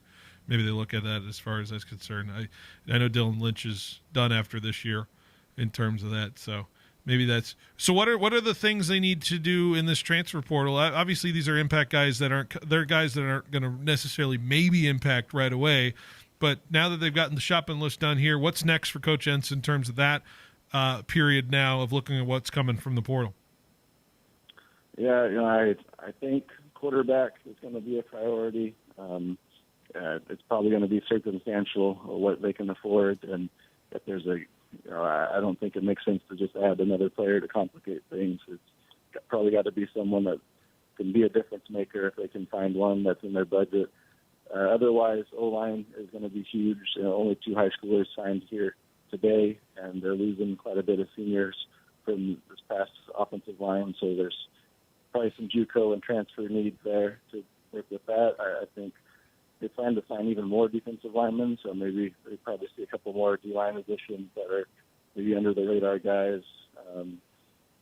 Cornerback is going to be a big one because they lose Jakari Embley and William Hamilton, and there weren't many snaps taken by the rest of the roster, so they probably want some experience there. So yeah, I think at the same time you sign this many freshmen, you need to open up some more roster spots still to be able to bring in even more transfers. So there should probably be a pretty decent amount of attrition in January, both coming in and going out. Of course, yeah, we'll see who ends up hitting that portal potentially. It's no secret that is the way kind of things go here in college sports nowadays. So I'm sure you're standing by to see where we're going to be playing, where Fresno State will be playing. I hear you might start needing to add Snoop Dogg to your list, but I won't spill the beans just quite yet to your playlist in terms of it. But Jackson, where can people find you and what you did? You got great write-ups there on Barkboard. Where can people find it? Thank you. Yeah, head to barkboard.com. Got a full rundown of the class on our VIP board. We're breaking a lot of intel and some inside stories that go beyond kind of the overview that we've got on the homepage. And it's the signing day celebration. It's 50% off the year of VIP. It costs us $5 a month to join on our current sale. Awesome stuff, Jackson. Well, I appreciate that, and I'm sure you'll anticipate the bowl announcement, and then we'll probably see you down the road. So appreciate it as always, and have a great rest of your Wednesday. All right, you too. Thank you for having me. I appreciate it. Absolutely. Jackson Moore here on the Lee's Air Hotline. Let's take a break. We'll wrap up the show next on 1430 ESPN. When hunger's in the red zone, Toledo's Mexican Restaurant has the winning play. Huddle up for their new chicken deals starting at just $14.99. Gandos, chicken mole enchiladas, and Sam Special. Use promo code ESPN for an extra 10% off, in addition to reward points and discounts. Plus, swing on by Toledo's and catch all your college and NFL action on the big screens. Happy hour, Monday to Friday, 2 to 5. Saturdays and Sundays, 8 to 10, with $10 apps, $7 house margaritas, and $5 drafts. Toledo's Mexican Restaurant. At Helena Agri Enterprises, we're committed to helping you make the best agronomic decisions for your farm. That's why we combine cutting-edge technology with superior product. Helena's agri-intelligence solutions use in-depth analysis to identify potential problems in the field before they take root. Combined with a complete line of high-quality crop production and crop protection inputs, Helena has the tools to help you increase productivity, enhance performance, and maximize your return on investment. Contact your local Helena representative or authorized dealer to create the right plan for your farm with Helena products and agri-intelligence solutions. Are you an athlete ready to level up your performance the raw way? Introducing the Raw Athlete Program from Raw Farm. High schoolers, college athletes, gym warriors, and pros, Raw Farm wants you to see why professional athletes and nutritionists are fueling up with Raw Farm raw whole milk to hit their team goals and personal gains. Raw Farm is the best 100% A2 cream top from seasonally grass-grazed cows, non-GMO, certified humane, 100% made in America, and crafted for serious gains. Visit rawfarmsusa.com to learn more and find it at your local Sprouts location through the nation.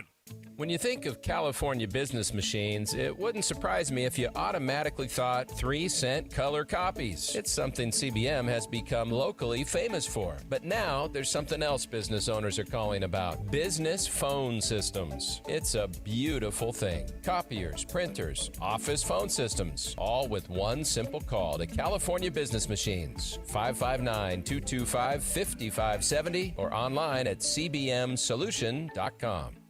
Fresno, if you haven't tried Chopped Cheese Bodega yet, you're missing out on serious flavor. Right on the northwest corner of Blackstone and Bullard, next to the 7-Eleven, they're serving up that authentic East Coast chopped cheese the Valley's been talking about. Loaded sandwiches, crispy fries, and house-made sauces that hit just right. This isn't your average deli. Follow at Chopped Cheese Fresno on Instagram to see the full menu. Real meat, real cheese, real good. Chopped Cheese Bodega, Bullard and Blackstone in Fresno. Come taste what everyone's talking about.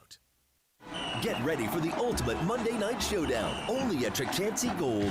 Starting September 8th through December 29th, win your share of $80,000 in giveaways, including $51,000 in e-cash. Earn entries all day Sunday, Monday, and Thursday. Then join us for drawings every Monday from 5 to 8 p.m. Swipe your rewards card during the game inside Firehouse Lounge for a free entry into over $28,000 in prizes, including football gear and more.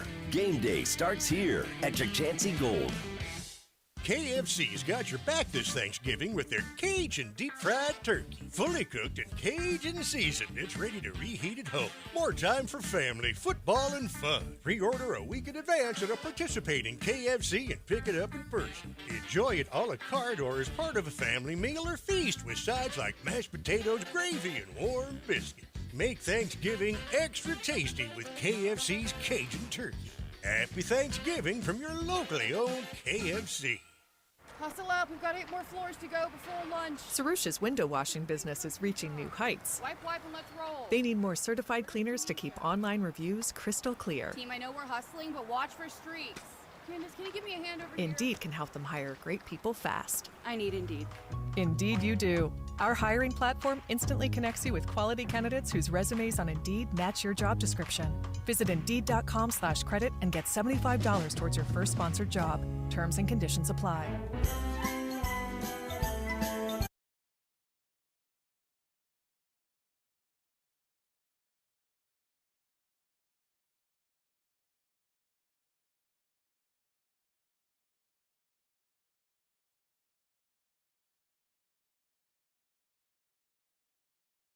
Bench here on 1430 ESPN Fresno, the Valley's local sports leader. A few more minutes left in our show before we say goodnight for the rest of the night. Although we got Sunbird Sports Show. Jorge, I have intel now. It's no longer a mystery of who's coming on the show. I now know who's coming on the show. You ready to hear? I think I could tell. I could tell by the bleach blonde hair. We got water polo in today. Water polo. Tall people. Tall people with bleached blonde hair. You can. Yeah. And it's not like they bleach it. It's just from the from being in the pool. so Yeah, exactly. They're already going at it at the foosball table. I could already hear it from it. Hey, let's go over the schedule for the rest of the week here real quick, and we'll say good night. Tomorrow we'll have Sportsline Bowling Hour, Tony D, 2 to 3. We'll have my show from 3 to 5 before we send it out to Detroit for Cowboys-Lions. Jorge, you excited for Cowboys-Lions? This is good. Gosh. It's going to be a good game. Playoff game, it feels like. Lakers and Raptors are over on 790, 4:15 p.m. with a 4:30 tip-off from Toronto. Friday, we'll be on the bench for 45 minutes. That's it on Friday. Got to send it to Boston. Hey, Lakers-Celtics. Ever heard of that rivalry? We got that Friday night. 3:45 pregame, 4 p.m. tip-off on 14:30. Sharks and Stars from Dallas will be over on 790. That's a 4:30 pre with a 5 p.m. tip-off. Saturday, Central Valley Sports Report, 10 a.m. to noon on live from First String Sports with Paul Metter. Should be a good time. He'll lead into the SEC Championship coverage, which I believe starts at 12:30 on 14:30. Kickoff, I believe, is 1:30. I think it is. I don't think it is at 12:30, but pregame coverage. The pregame is 12:30. The kickoff is 1. Kickoff is 1 o'clock. Sorry, caller, you're too late. FPU, we got FPU women's and men's basketball starting at 2 p.m. on 790. That doubleheader beginning then, and then Sunday Raiders Broncos on 14:30. That's a 12:30 pre with a 1:05 kick, I believe, and then on 790 is Rams and Cardinals from Arizona, 12:30 with a 1:25 pregame or kickoff there, and then we'll have Texans Chiefs Sunday Night Football on Sunday. And we'll be back with another edition of our show, Behind the Bench, on Monday, leading into Eagles and Chargers Monday Night Football. Jorge, by the way, also, I know we had a little special edition of High School Hoops that came on earlier last month at San Joaquin Memorial, the Jalen Green game. That was exciting. And I'll tell you what, I'm getting closer to this schedule being done. Just got to go over with Paul here, and we'll lock it in, potentially even as starting as next week when it comes to the high school basketball side. So can't wait to bring that to you. Real appreciative. By the way, big shout out to CIF Central Section for their partnership in getting us Friday Night Lights, another great year of Friday Night Lights. So it was a lot of fun this year, and best of luck to all the teams in state. So, all right. That's it, Jorge. We gotta get out of here. Get the Sunbird Show rolling. So, good show by you. Great show. Turn over to 790 for the FPU Sunbird Sports Show next with Paul Metters. Stay tuned for that. On game day, don't just settle for weak snacks. You go